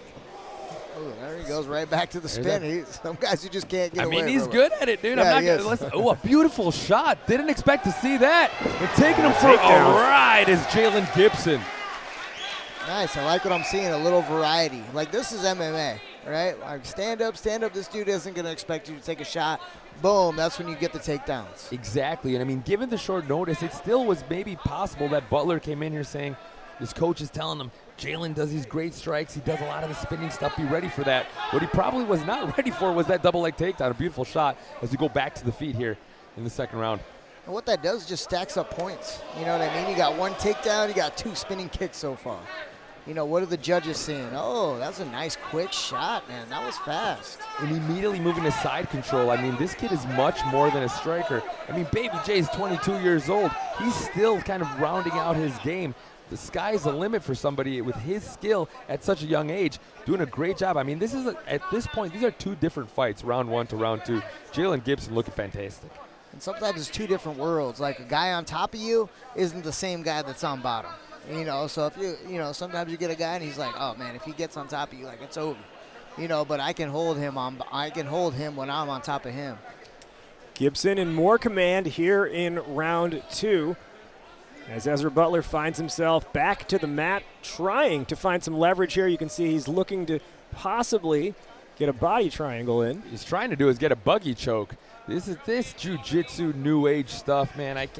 I'm not on TikTok enough to know all of it. But those buggy chokes are all the rage nowadays. There's some trying to get that from side control. But advancing to mount is Jalen Gibson. And that's kind of the price you pay. And threatening the arm triangle now. Excellent movement by Jalen Gibson now, putting Ezra Butler in a world of trouble with plenty of time left. Under a minute to go here in round number 2. Nice, now getting that posture. Ooh, now to his back. I like the different transitions, right? From side mount to full mount to side choke. Now he's taking his back. Beautiful trip to bring it back to the mat. I like that he's not obsessing about getting in the hooks. He's taking what Ezra Butler's given him. This time getting in both hooks. I mean, this round couldn't be going better for Jalen Gibson. Yeah, but it's like establishing that position. You put the hooks in too early, that's when the scrambles happen, that's when you lose position. But like, hey man, take your time, be patient, be heavy on top. Right in the mount. Here we go, final 10 seconds here in round 2. This one's been all Gibson all around. And ending in a great arm triangle there, possibly even saved by the round. Had Jalen Gibson had a little more time to work there, who knows what could have happened. As we move on to this, the final stanza. This flyweight bout brought to you by TMH, the most hated fit. Great flyweight matchup here at EFN 20. That's all about like having experience in the corner. I'm sure Ricardo Lamas had something to do with like, hey man, get to your shots, get to your takedowns, get to your offense. And that proved to be the decision in that round.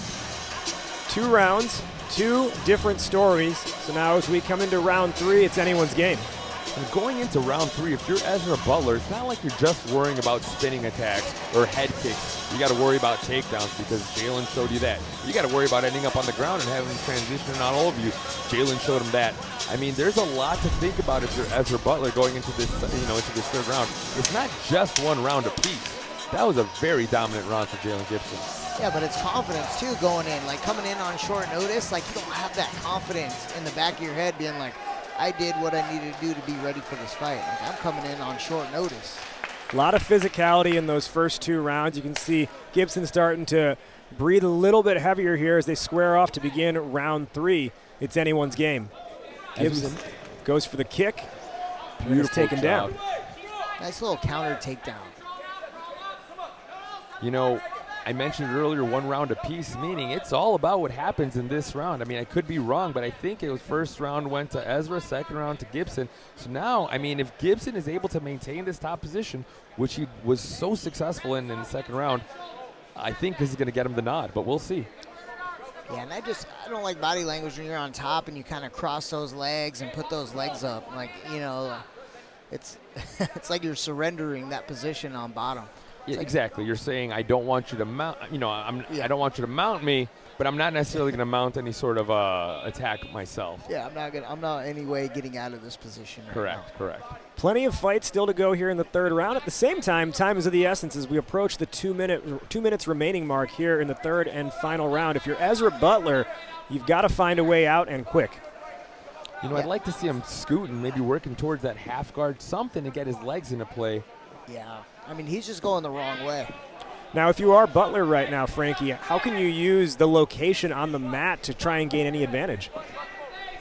Oh, man, I mean, this is a tough position right here. You're in the middle of the cage.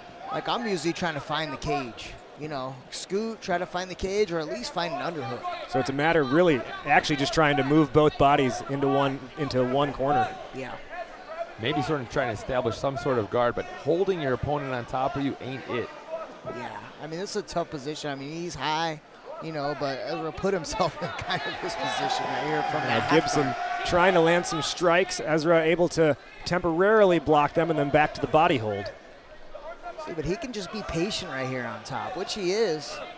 You know, he's sitting up high on the chest, which he's not going to be able to bump him off. You know, now he's looking for the arm. Under a minute to go here in the third and final round. Jalen Gibson has been in command. And if you're Ezra Butler, you got to think of something and think of it quick. Ezra's got to push his hips away. Like, he's got to find his hips. He's got to scoot out. He's got to create some kind of space. You're not going to do it by hugging. And that means you got to take a chance. Yeah. You're going to have to open up for that split second that you go to butt scoot out. For that second that you put both hands on his knees, yes, you're probably going to eat a strike or two. But what's the worst that's going to happen? You're already going to be losing the fight should you stay where you are. 20 seconds to go here in the third round. Gibson versus Butler. Gibson trying to close this one out, barring any last-minute sort of miracle here that Ezra Butler can pull out. 10 seconds remaining now, and Gibson looks like he's in position to advance his record to 2-1. You know, and sometimes these guys just find your position. Like, you know, as long as I don't get mounted, I'm good. You know, it's like, oh, the fight happens, I got mounted. You know, it's like you got to be able to get out of all these positions. Gibson with a preemptive celebratory flex there, but looks like this one's going to go his way. Christian, a lot of action in the first two rounds. The third round really kind of settled. Do you think was it fatigue that came in for Butler? I think it was kind of like Frankie touched upon there. There's just that confidence going into that third round. Jalen kind of had him figured out, and you know what? I think Ezra knew it too. And it's just one of those things that, you know, yes, Ezra had a great first round, but Jalen was able to kind of figure out what he needed to do to gain that edge. And once he figured it out, it was kind of all Gibson moving forward. I mean, kudos to Ezra taking on short north. Kudos to Ezra for having a great first round. But, I mean, Jalen Gibson being able to dig into that tank and flip it around for that second and third round and make it such a dominant ending, I mean, that says a lot about a fighter. Let's take it up to MMA Hotline for the call. After 3 rounds of action, we go to the judges' scorecards for decision. All 3 judges score this contest 29-28 for the winner by split decision, Jalen Gibson.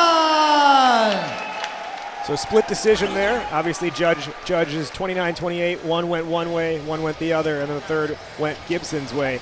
So Jalen Gibson picks up his second amateur win, advancing to 2-1. Ezra Butler in his amateur debut secures the loss, so he'll go to 0-1 coming out of today and fight another day. We will take a break now, but stick around. We've got more MMA action. You're watching Elite Fight Night 20. Elite Fight Night returns to the Hard Rock Casino, Northern Indiana, Friday, August 7th for a night of live MMA action. The region's premier MMA promotion brings you Chicago's top professional prospects and the next wave of rising amateur stars all in one explosive night. Be there for the action. Be there for the energy. Be there for EFN 30. Punch-a-palooza. This event will sell out. Get your tickets now before they're gone. Elite Fight Night, where Chicago fights. Ladies and gentlemen, this is for the Elite Fight Night Amateur Flyweight Championship of the World. Introducing first, to my right, holding a professional record of 4 wins, 2 losses, standing 5 feet 8 inches tall, weighing in at 125 pounds, from Claresville, Tennessee, Bryce Woerner. And his opponent in the red corner, holding an amateur record of 5 wins, 2 losses, standing 5 feet 8 inches tall, weighing in at 125 pounds, from Fort Wayne, Indiana, Dominic Heath. And the referee in charge of the action, Rob Hines. So here we go. It's Woerner versus Heath for the vacant Elite Fight Night Flyweight title belt. This fight brought to you by Agoji Resistance Apparel. Agoji, join the resistance. Not a lot of people better than the veteran Rob Hines in here to make sure everything stays nice and copacetic. The 125 belt up for grabs. You know, I mentioned it earlier in the lead-up. I've seen Dominic Heath fight some really high-level strikers, and he does a great job of taking the fight where he needs it. You know, he's obviously has a strong wrestling and jiu-jitsu acumen, But it's a matter of being able to employ that makes the difference, right? It's who's going to lead the dance, who's going to make those decisions. And in the past, I've seen Dominic Heath do a good job of staying in the driver's seat. But Bryce Woerner, I mean, a very tough customer. Like I said, guys that come all this way, they don't come all this way to pick up an L. And it's like fighting a southpaw. Like you don't see a lot of southpaws in the gym. Nicely landed there by Woerner. So to see how guys react to that. Like, are you staying on that outside foot? Are you walking into that center line getting hit? Through the first minute of this fight, both fighters really trying to size up and calculate and survey their opponent to find their spot to attack. Good movement so far on both ends. Really, like, you can see the respect a little bit. They're both not trying to rush in. We've seen fights already. The guys are just rushing in right off the bat. These guys are at least respecting each other, staying back. Now, how much of this, Frankie, is trying to score a move and also just trying to let your opponent know you're there? You're just trying to feel it out. You don't want to rush in too quick, because the guy's dangerous, the guy has experience. This is like that feel-out process, seeing what the guy's going to react on, seeing what his game plan is a little bit. Woerner, they're lucky that missed spinning kick did not work against him. He was able to get back onto his feet without any attack in his direction. Well, what I think is quite telling is that Dominic did not pounce on him to take him to the ground. A nice head kick there. He didn't pounce on him to jump on the ground. I mean, earlier we talked about the possibility of this being a striker versus grappler type setup, but more than happy to stand in front of him is Dominic Heath looking to employ his strikes. Under a minute to go here in the first round. Still a lot of sizing up the opponent, trying to figure out where can you make that move, where can you attack. And Woerner's doing a lot of circling to his power, so he's circling over here to his left. He should be circling a little more to his right, just to stay away from that power hand of Heath. He just walked right into that right hand. on cue, Frankie. Looks like Dominic may be feeling himself a little bit here at the end of the first round. Starting to get a little bit more loose with the hands. There you go, Woerner trying to land a punch. Sort of caught it. Final 10 seconds here of the first round in this title weight fight. Brought to you by Agoji Resistance Apparel. Agoji, join the resistance. Look at that. A collective ooh by the entire crowd. And both fighters putting respect on each other's names there, too. You can see the second that the fight ended, they kind of smiled and gloved up. Great first round. Yeah, he's doing a good job of just being fundamental, like staying in the stance, not doing too many, risky things, but just landing solid strikes. Already landed a head kick, couple right hands. I like what I'm seeing from him. Yeah, doing a good job of staying unpredictable on on his feet, because he's mixing up the punches with the kicks. I'm not usually a fan of just individual kicks, but he's taking them upstairs, so he's really giving Bryce something to think about on the feet. Whether he's going to be coming down the pipe with his combinations or bringing one of those kicks up to the top. It's definitely kind of kept Dominic Heath on his heels for that first round. We'll be back with round 2 after the break.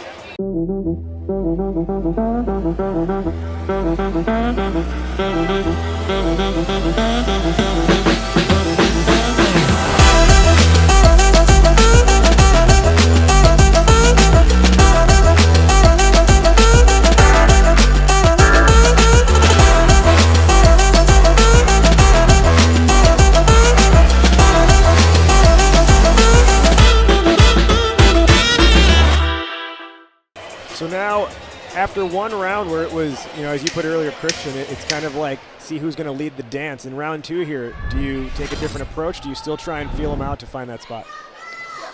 Frankie, I think he sticks with it, right? I think at this point it's working for Dominic Heath is looking good early on. I think we try to do more of the same. It's kind of one of those things where you're like, one guy's a wrestler, the other guy's jiu-jitsu. And I think sometimes a wrestler respects the jiu-jitsu much and doesn't do his thing, right? He doesn't go in there. He doesn't try takedowns because he's afraid to get submitted. Ooh, that was a nice left when it landed. With a little bit of an eye poke, maybe. Looks like we'll have a little bit of a pause in the action here as Woerner takes look like potentially a finger to the eye. This happens a lot when you get that orthodox southpaw battle, right? A lot of headbutts, a lot of eye pokes, because you just clash. You just clash a lot, and this happens a lot. Also, another thing to take note of is these are amateur fights, right? So the gloves are a little bit different than what we see in the 4-ouncers, you know? So there's just more material, more leather. It could have been a finger. It could have been a corner of the glove. Obviously, one's a foul, one isn't. But whatever the case, these are real factors that come into play. So action back on here, Woerner and Heath, as they square up in the Elite Fight Night Amateur Flyweight title bout. You know, you switch for like a split second, but we're right back into a stance. I like that tight little hook Dominic Heath throws when they get in close quarters. Woerner continuously trying to use the legs to gain a strike, but Heath able to step away or slide away each time. There's that stance switch you alluded to early on that you might be seeing from the bang Muay Thai fighter. And there's such high level of awareness and presence to be able to make that stance switch in the moment, right? Yeah, and he doesn't stay there long, which is good. I don't mind it if you don't stay there long. I think some guys try to stay there and try to fight out of that stance, you know, and that's when you typically get in trouble. Like I said, I don't like how Woerner keeps circling to Heath's power hand. I want him circling the other way. Woerner finally able to make a little bit of contact with his legs there as we've been through a minute here in the second round. You know, I want to see a little more body shots. I want to see a little more grappling from Woerner, too. And now it looks like Heath took one to the eye. Eye for an eye, right? We're even.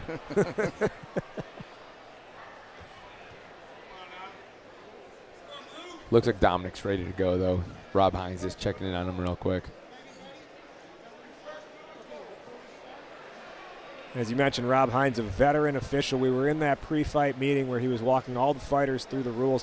One of the things that he was very clear about was that as an official, he wants them to fight. He's not here to cause unnecessary stoppages. As we see some quick action here with the fists and the elbows happening in the corner. See, if one of them would just go right hand right to the body, it would start setting up these head kicks or, you know, these head punches or kicks a little bit more. You know, you gotta change that level. Go body head, body head. You see him there directing traffic. Dominic Heath calling where Woerner's going to go next. I tell you what, no matter the result of this fight, tomorrow Dominic Heath is going to be feeling the leg kicks of Bryce Woerner, because when he does land, they're landing with authority. We're actually starting to see some redness forming on the leg of Dominic Heath. And there's a body shot there. He's able to connect, and then at the shin, under 30 seconds to go here in the second round. Ooh. A well-timed kick there on the takedown by Bryce Woerner. Yeah, but a nice takedown to finish the round. You know, ooh, nice sweep there. And counter there from Heath, and he's able to land some strikes to the back of the neck, the head. 10 seconds left in the round. You were absolutely right, Frankie. That would have been a great way to wrap up the round, but it's Dominic Heath with a very quick reversal, putting a stamp on round two. Yeah. 2 rounds completed here, and Frankie, I want to come back to something you mentioned in the first round, which was that Bryce Woerner kept going to his left, kept circling to his left. You wanted him to go to the right. And then what we saw in the second round there was Dominic Heath literally caught that, and you saw him point to the ground almost as if to invite Woerner to keep going to his left because he knew what was coming next. Yeah, and it's just fundamental, you know, just boxing, striking. It's like you want to circle to the weak side. Like you don't want to circle to his power. You know, so you want to circle the other way. You want to take that power hand, that power kick out of play. And that's why you typically circle to that lead leg. 2 rounds complete here in the Elite Fight Night flyweight title bout at the amateur level. We head to round 3 here between Dominic Heath and his opponent, Bryce Woerner. Frankie, is this 2 in the books right now for Dominic? I'm thinking so. You know, it's a close fight. Here we go, round 3. Flyweight title on the line. And the fighters square off once again. This fight brought to you by Agoji Resistance Apparel. Agoji, join the resistance. Good distance there by Dominic. Like just evaded all of those strikes. And I think that, again, what's coming into play, Christian, is the footwork of Dominic Heath. Well, Dominic's doing an amazing job of staying in the pocket, staying in his face, but being light enough on his feet to where he can get out, he can move, kind of like you said, Frankie. But he's constantly kind of in the face of Bryce Woerner, getting ready for his next attack, but ready to evade whatever comes his way. Heath able to land a couple strikes there. You know, it's just fundamental. You know, he's just patient. Ooh, that was a nice body kick there, landed by Woerner. Back in front of us now. I would like to see him follow those up. I mean, like you said, he's been attacking that lead leg, even landed that body shot. I think from attacking that lead leg, he set up that body shot. But we call it follow-ups. Like, you got to follow up with punches, you know. Heath able to connect at the face briefly and then falls to his back.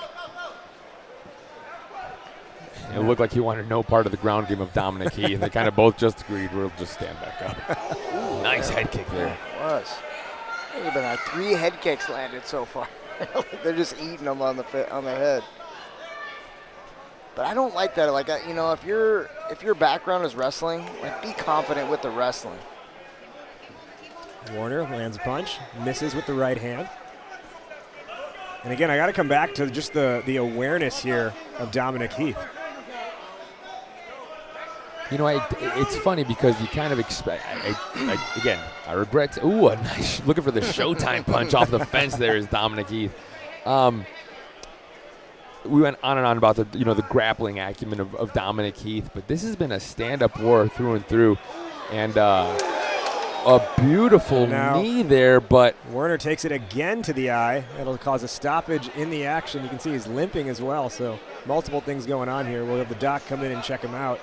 Well, I think that had more to do with the knee to the head in an amateur fight.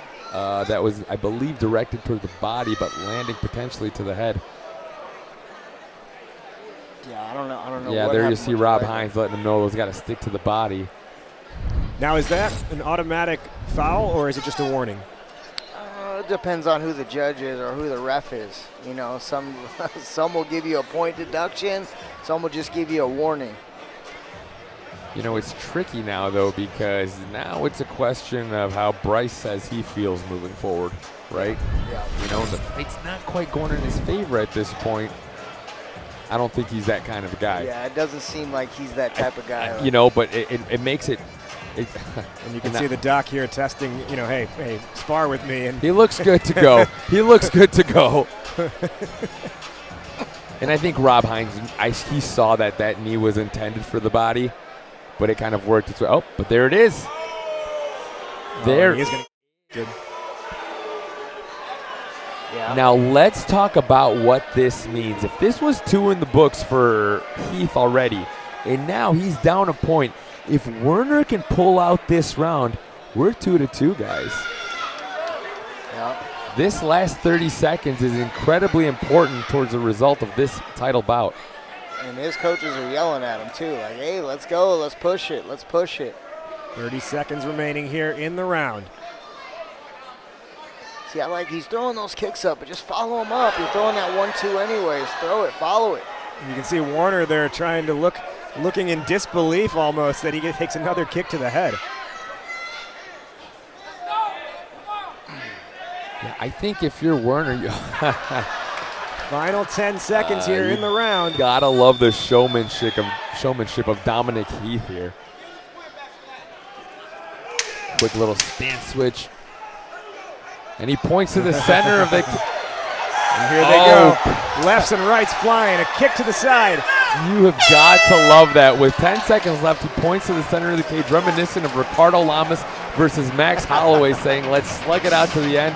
So is the case, but Dominic Heath may be going home tonight as your new EFN amateur flyweight champion. Yeah, sure. I kind of became a fan of Dominic Heath a little bit. How can you not? Yeah, I mean, he's got good range, good fundamentals, like just calm and patient in there. Like, that's what I like to see. It's like, man, when these guys are going up to that next level, like, all right, hey, is he possibly going to take that next pro fight? Like, I think he's ready, you know, as far as just being patient, having the right fundamentals. And, you know, obviously the guy didn't want to go to the ground with him. A good wrestler doesn't want to go to the ground with you, which means you're pretty good on the ground. Let's take it up to Matt Perino in the cage for the call. Ladies and gentlemen, let's have a hand for these two awesome warriors. The judges see the contest 30-26, 29-27, and 30-26, all for the winner by unanimous decision. And now, the new EFN flyweight champion, Bryce Woerner! So there you have it, Bryce Woerner, your new EFN flyweight champion crowned right here at Elite Fight Night 20. Well, that's why we're not judges, and we're sitting here with microphones, guys. We'll be back with more Elite Fight Night action after the break.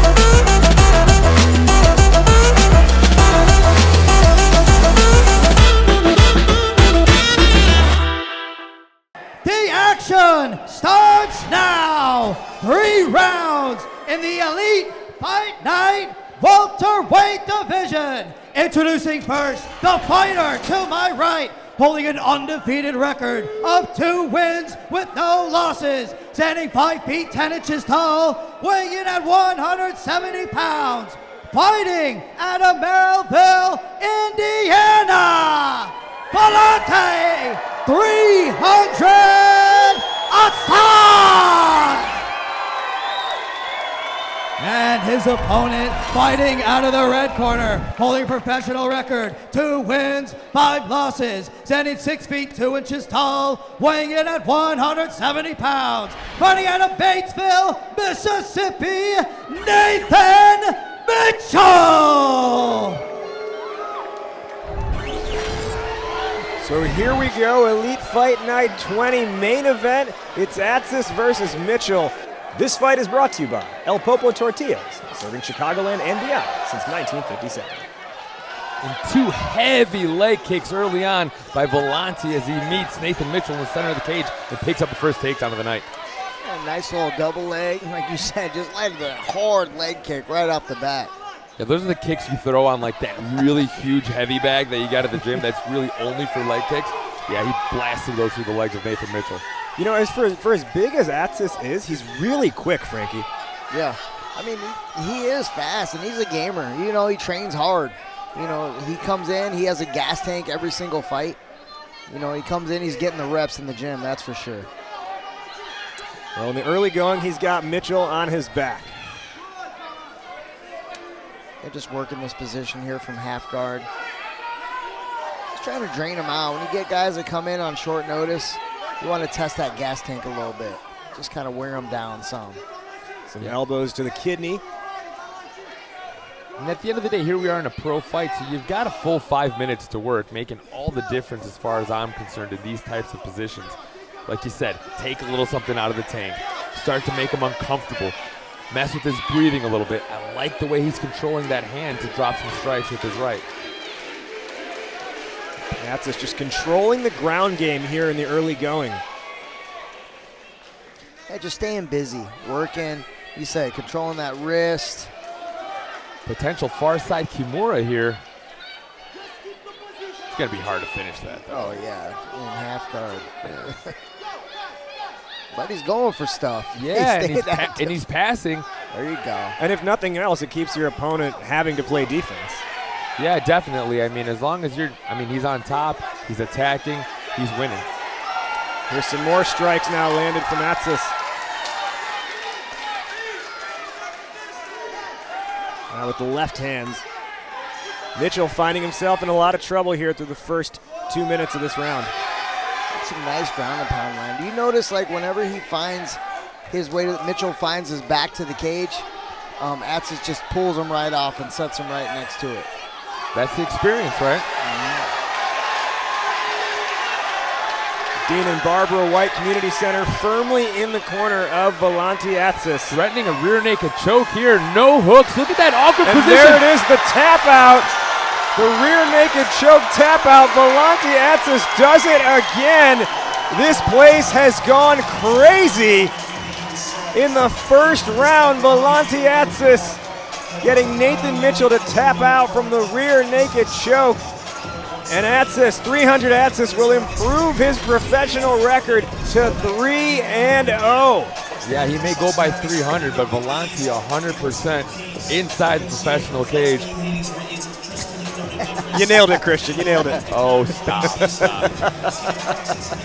But, you know, just a solid game plan. Let's take him out. Let's see what he can do off his back. You know, controlling the wrist, like mixing up the ground and pound, and ended with the submission. You know, he took no chances inside there. He did a great job of realizing, like you said, you've got this guy coming in on short notice. You take something out of his tank. You don't let him get up against the fence. Just an unbelievable performance. What a feather in the cap of Valanti Atsas. Let's kick it over to the voice of our cage tonight, Matt Perino.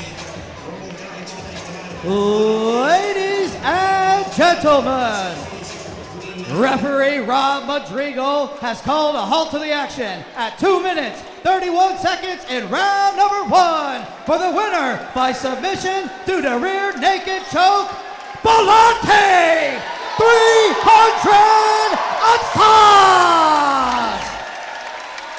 Standing ovation for Valanti 300 Atsas, again picking up the victory in the first round by tap out due to a rear naked choke. Atsas picking up his third professional victory, advancing to 3-0. Meanwhile, Nathan Mitchell, again, who was a late add to this fight, right? We talked about that at length before. A late add. His record falls to 2-6. Fight fans, sit tight. We've got to head to break, but we will be right back here in Merrillville, Indiana, with the EFN welterweight title bout between Tyler Sugar-Free Scott and Indiana's Gavin Agnew. Elite Fight Night returns to the Hard Rock Casino, Northern Indiana, Friday, August 7th for a night of live MMA action. The region's premier MMA promotion brings you Chicago's top professional prospects and the next wave of rising amateur stars all in one explosive night. Be there for the action. Be there for the energy. Be there for EFN 30. Punch-a-palooza. This event will sell out. Get your tickets now before they're gone. Elite Fight Night, where Chicago fights. We're back here at Elite Fight Night 20, and guys, I am pumped for what we are about to witness between Gavin Agnew and Tyler Sugar-Free Scott for the Elite Fight Night Pro Welterweight Championship. Now, Gavin Agnew taking this fight on relatively short notice. Our champ, Tyler Scott, open to take all comers, but until about 10 days ago or so, he had a completely different opponent. Gavin Agnew, a very well-rounded guy coming to us out of indie boxing and grappling. 6 fights under his belt already. Has shared the training room with the likes of guys like Chris Lytle and stuff. He's been there and done that. So this is a very tall task for Tyler Scott tonight. And I don't just say that because he's a big dude. Look at Gavin Agnew walking A literal tall task. He is a really tall task in this pro bout. And let's talk about it. That welterweight strap is up for grabs here. The pro belt is up for grabs. Is Tyler Scott putting it on the line against Gavin Agnew? This is going to be a banger, guys. Tyler Scott has been making a name for himself throughout the Midwest over the last 2 years. He's been picking up multiple successive W's right here at Elite Fight Night. It's as if every time he shows up, he's setting down his opponents. Yeah, Tyler's been fighting in this organization for a long time, back when it was Elite Amateur Fight League, fighting for Team Illinois. Yep. Those were tough fights back then as an amateur. But Gavin Agnew, a very difficult opponent in the game since 2015. Last one versus Shlomo Boyd in May, a 4-stripe purple belt. He's got great knees up the middle, fantastic cardio, and he's got to have the confidence in his ability and in his cardio to take these sort of short notice fights against names like Tyler Scott. And if he's going to show up as a relative unknown, he has a real opportunity to take some of that luster off of the shoulders of Tyler Scott, along with taking home some EFN gold. Agnew gets inspected by the ringside official. Again, this fight is for the Elite Fight Night Pro Welterweight Championship. That title Tyler Scott won at Elite Fight Night 19. As Gavin Agnew circles the ring, and we await the arrival of the champion, Tyler Scott. And his opponent, make some noise for Tyler Scott. So Tyler Scott walks in tonight as Tyler Two Belts. He is the welterweight champion for Elite Fight Night. He's also the champion at Art of Scrap. This guy is picking up the gold wherever he goes. Yeah, absolutely firing on all cylinders is Tyler Scott. I mentioned it in the lead up. Just 3 weeks ago, this guy tells me, I'm going to go compete in the U.S. Karate Open. He goes, takes silver in the Black Belt International Division. This guy can do it all. He's taking on all comers like he is tonight with the late replacement. But make no mistake, Tyler Scott is ready to take that next step to the big show, wherever that may be. But in the meantime, collecting belts at will. You know, and over time, he's evolved into a lot better fighter. You know, before he was more of a stand-up guy, you know, more of clinch, more Thai style, landing those knees, landing those, you know, or getting inside the clinch. I was almost saying landing elbows. We couldn't land elbows back then. But more of like a Muay Thai fighter, more of a linear fighter. Now he's evolved, you know, kind of doing a little bit of everything now. Yeah, the refinement has been there, right, over time. The refinement of his craft, of his game.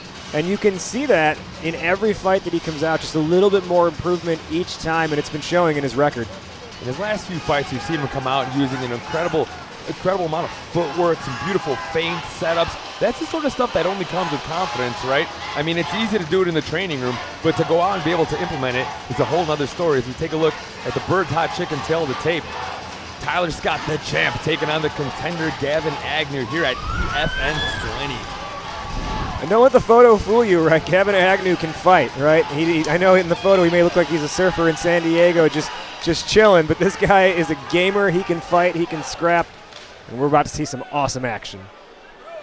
Ladies and gentlemen, this is 3 rounds for the Elite Fight Night Welterweight Championship. Introducing first, the fighter to my right, holding a record of 3 wins with 3 losses, standing 5 feet 11 inches tall, weighing in at 170 pounds, fighting out of Greenwood, Indiana, Gavin Agnew. And his opponent, fighting out of the red corner, holding a professional record of 5 wins with 3 losses, standing 6 feet tall, weighing in at 170 pounds, fighting out of Oswego, Illinois. He is the reigning and defending EFN welterweight champion of the world, Tyler Sugar Free Scott. Sugar Free Scott, the defending champion here against Gavin Agnew. We'll be right back with the title fight after this short break.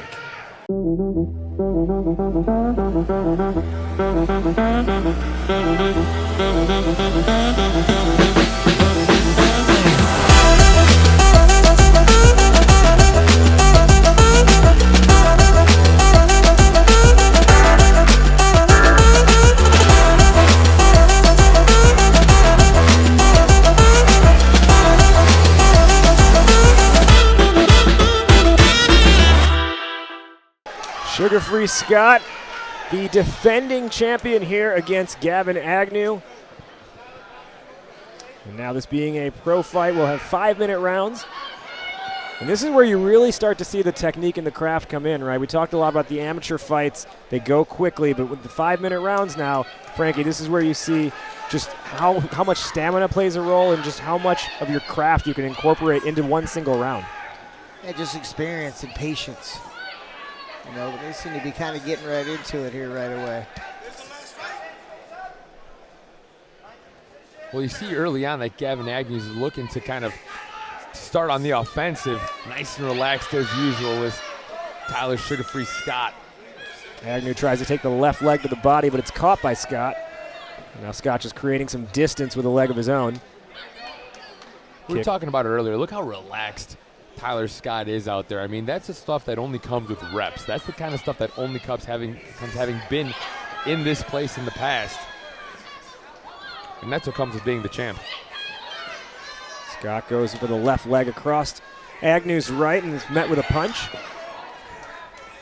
Sneaky little left overhand hook there by Tyler. He still got that straight tie style. You know, maybe it looks like it a little more just with the tie shorts on or something.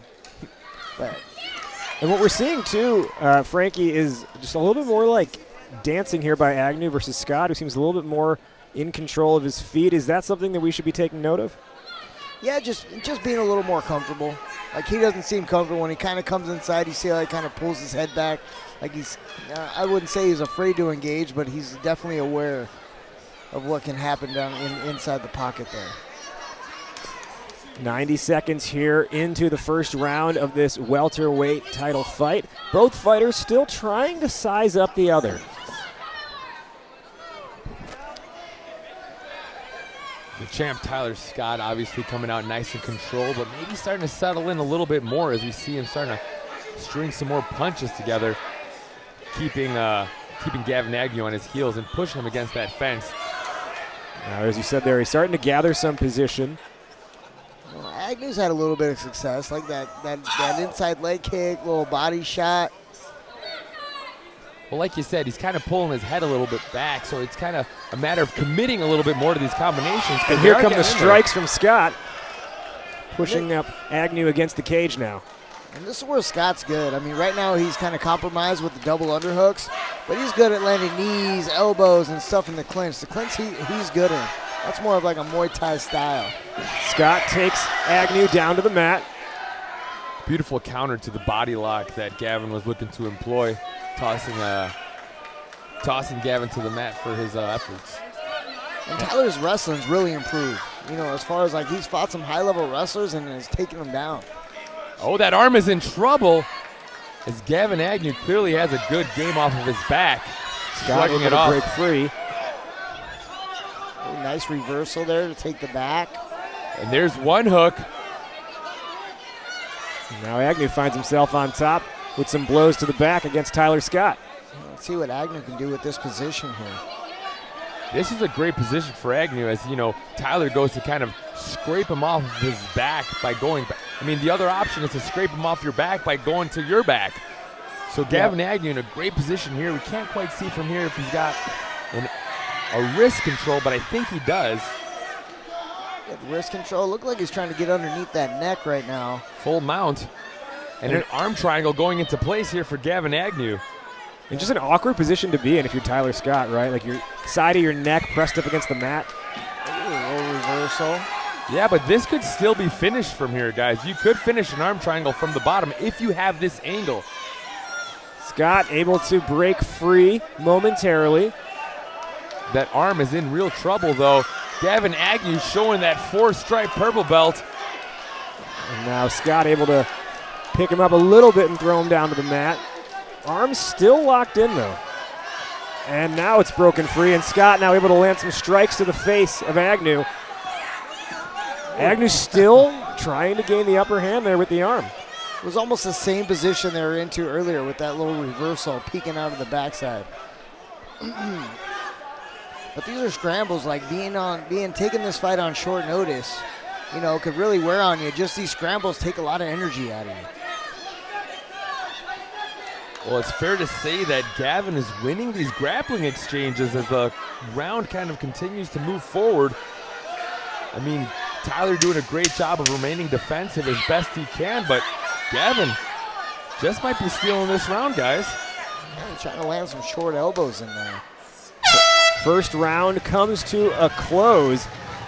And guys, I gotta say, that's probably the most sort of on his back and having to play defense I've seen Tyler Scott in a while.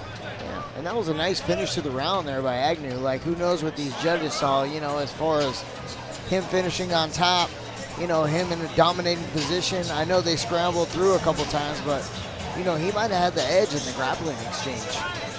Yeah, no, absolutely. There we see Gavin Agnew looking to put a contact back in play. I don't know how guys fight with contact. Well, the alternative is glasses or fight blind. I think fighting blind might be the better option, but what do I know? I'll tell you with my prescription, if you put me in there without my contacts in, I mean, I'm punching someone in the third row. Bisping won a world title with one eye, so I don't know, dude. I don't know. Great start to this matchup here as the welterweight pro belt is up for grabs. Your champion, Tyler Scott, looking to remain the champion, taking on a very game Gavin Agnew. Let's see how the second stanza unfolds. What I want to see is how his gas tank holds up, in the second, third round. Like taking this on short notice, Tyler Scott's been training for this fight for a while now. He's taking another competition. And we know Scott has the conditioning from previous fights we've seen him in. He kind of gets better as the fight goes on. Right. Well, we've seen it once already tonight where a fighter will lose that first round in dominant fashion and come back to win every other minute. We saw it earlier with Jalan Gibson. Now it's Tyler Scott's turn. Check a kick from Agnew. And Agnew's really got to close that distance, get inside, and I think his advantage is getting that takedown. But, that takes cardio. And being confident to get that takedown and sustain that cardio is another topic. It's a whole other story, absolutely. Scott here still calculating his next move as the fans firmly in his corner with a "Let's Go Tyler" chant. And there's some strikes landed. Looks like Agnew might have gotten one in as well, though. I think they are trading, guys. He's getting caught, but just, Agnew with his chin high. Well, there's something to be said for someone that, trusts their chin. I mean, I'd rather see it, bury that chin down behind your hands, but at the end of the day, if you're not impressed by the power you felt thus far, maybe you'll better be a little more confident. We saw it early on. He was a little bit hesitant. Now, willing to stand in the pocket a little bit more is Gavin Agnew. Yeah, that's true. Agnew with his back against the cage here. The "Let's Go Tyler" chants picking up again here at the Dean and Barbara White Community Center. And Agnew finding these knees right here in the clinch. Usually it's the other way around. And there's another knee from Agnew. He's got an overhook, with the collar tie. He's looking for the neck. I think he was doing just fine trying to land those clinch knees. Scott able to work the arm. But again, Agnew with another knee strike. Now Scott with one of his own. And he's just staying active. And here we go. It's turning into another slugfest. You see him kind of buckle a little bit right there. Like it just seems like it's just tired. Ooh, nice little takedown. Takedown attempt there, but beautiful double underhooks there by Tyler Scott to stop that takedown. What you see a lot of guys not doing is like from that takedown attempt. Ooh, nice little strike there, landed something from it. Like, hey, let's land some strikes off the break. Let's land some knees coming up top, into that underhook position. Just over halfway through the second round here. The welterweight championship up for grabs here at Elite Fight Night 20. Agnew tries to make the attack. Scott evades. Now Scott with Agnew up against the cage again. Let's see if he can land some knees up against the cage and get control. You got to get control. He's letting Agnew control these positions. Agnew's doing a good job of tying him up. Let's see if he can reverse the position, though. Oh, nice punch there, landed over. The thing about fighting a guy like Tyler Scott is when you're in those clinches, you never quite know if a big strike is coming or not. We saw him knock out Bernard Thomas with an unbelievable tight elbow from the clinch in 47 seconds in the EFN cage. It's a guy that is dangerous from so many positions. So if you're Gavin Agnew, you kind of got to remain on the edge of your seat. It's probably why we're seeing a little bit of that tentativeness from him, even here as we're well past the halfway point of the. Spinning elbow with the spinning elbow knocks out Gavin Agnew, and there it is. Tyler Sugar-Free Scott does it again. He will retain here his welterweight championship. This guy is juiced. This guy is jacked. He is fired up. The spinning elbow takes out Gavin Agnew, and Tyler Sugar-Free Scott remains your EFN welterweight champion. Ladies and gentlemen, make no mistake, the champ is in the building. The champion has a name, and it is Tyler Sugar-Free Scott. You just talked about that, Christian, is just being aware of those elbow strikes. You know, walking forward, coming with your chin high, like you can't be careless. You got to be, you know, you got to be going up and down. Like that's why I like going to the body. You can't just walk straight into an opponent. Like you could be walking into something and obviously walk right into that spinning back elbow. How do you train for that, Frank? I mean, how many people in the gym are going to be able to pull something like that off? At the end of the day, you don't throw that kind of stuff in sparring for a reason, but even if you could, how many people are going to be able to pull it off with the efficacy of Tyler Sugar-Free Scott? Well, it's just like, too, I mean, you could kind of see it, right? Whenever he was going up, when he was trying to stock him down, he's walking straight forward into it. You know, so over time, I'm sure Tyler's like, oh, this thing's opening up. Like, I'm going to catch this guy as he's coming in, try to grab me, as he got a little more tired. Let's send it up to Matt Perino for the official call. Ladies and gentlemen, referee Rob Rodrigo has called a stop to this contest at 3 minutes, 55 seconds in round number 2, declaring your winner by knockout and still the EFN welterweight champion of the world, Tyler Sugar-Free Scott. So there it is, the and still for Tyler Sugar-Free Scott. Again, he wins in the second round there with the spinning back elbow, retaining his Elite Fight Night welterweight championship right here at Elite Fight Night 20. Fight fans, we had an exciting night of fights from right here in Merrillville, Indiana. We saw a ton of action, starting off with an unbelievable finish from Hector Salazar as he moved into the ranks of the unbeaten. Then, a back-and-forth battle between Jalan, Gibson, and Ezra Butler, ending in a split decision in favor of Gibson. And in the first of 2 title fights, Bryce Woerner pulled off a controversial win against Indiana's Dominic Heath to retain the EFN Amateur Flyweight title. And then the pros took to the cage with a pair of finishes from hometown favorite Valanti 300 Atsas, and concluding with the highlight reel knockout from Tyler Sugar-Free Scott. Well, that's going to do it for Elite Fight Night 20. On behalf of the entire EFN crew, including President Jesse Nunez, and my broadcast colleagues Frankie Saenz and Christian Reynoso, I'm Raj Nation, signing off. This is Elite Fight Night 20!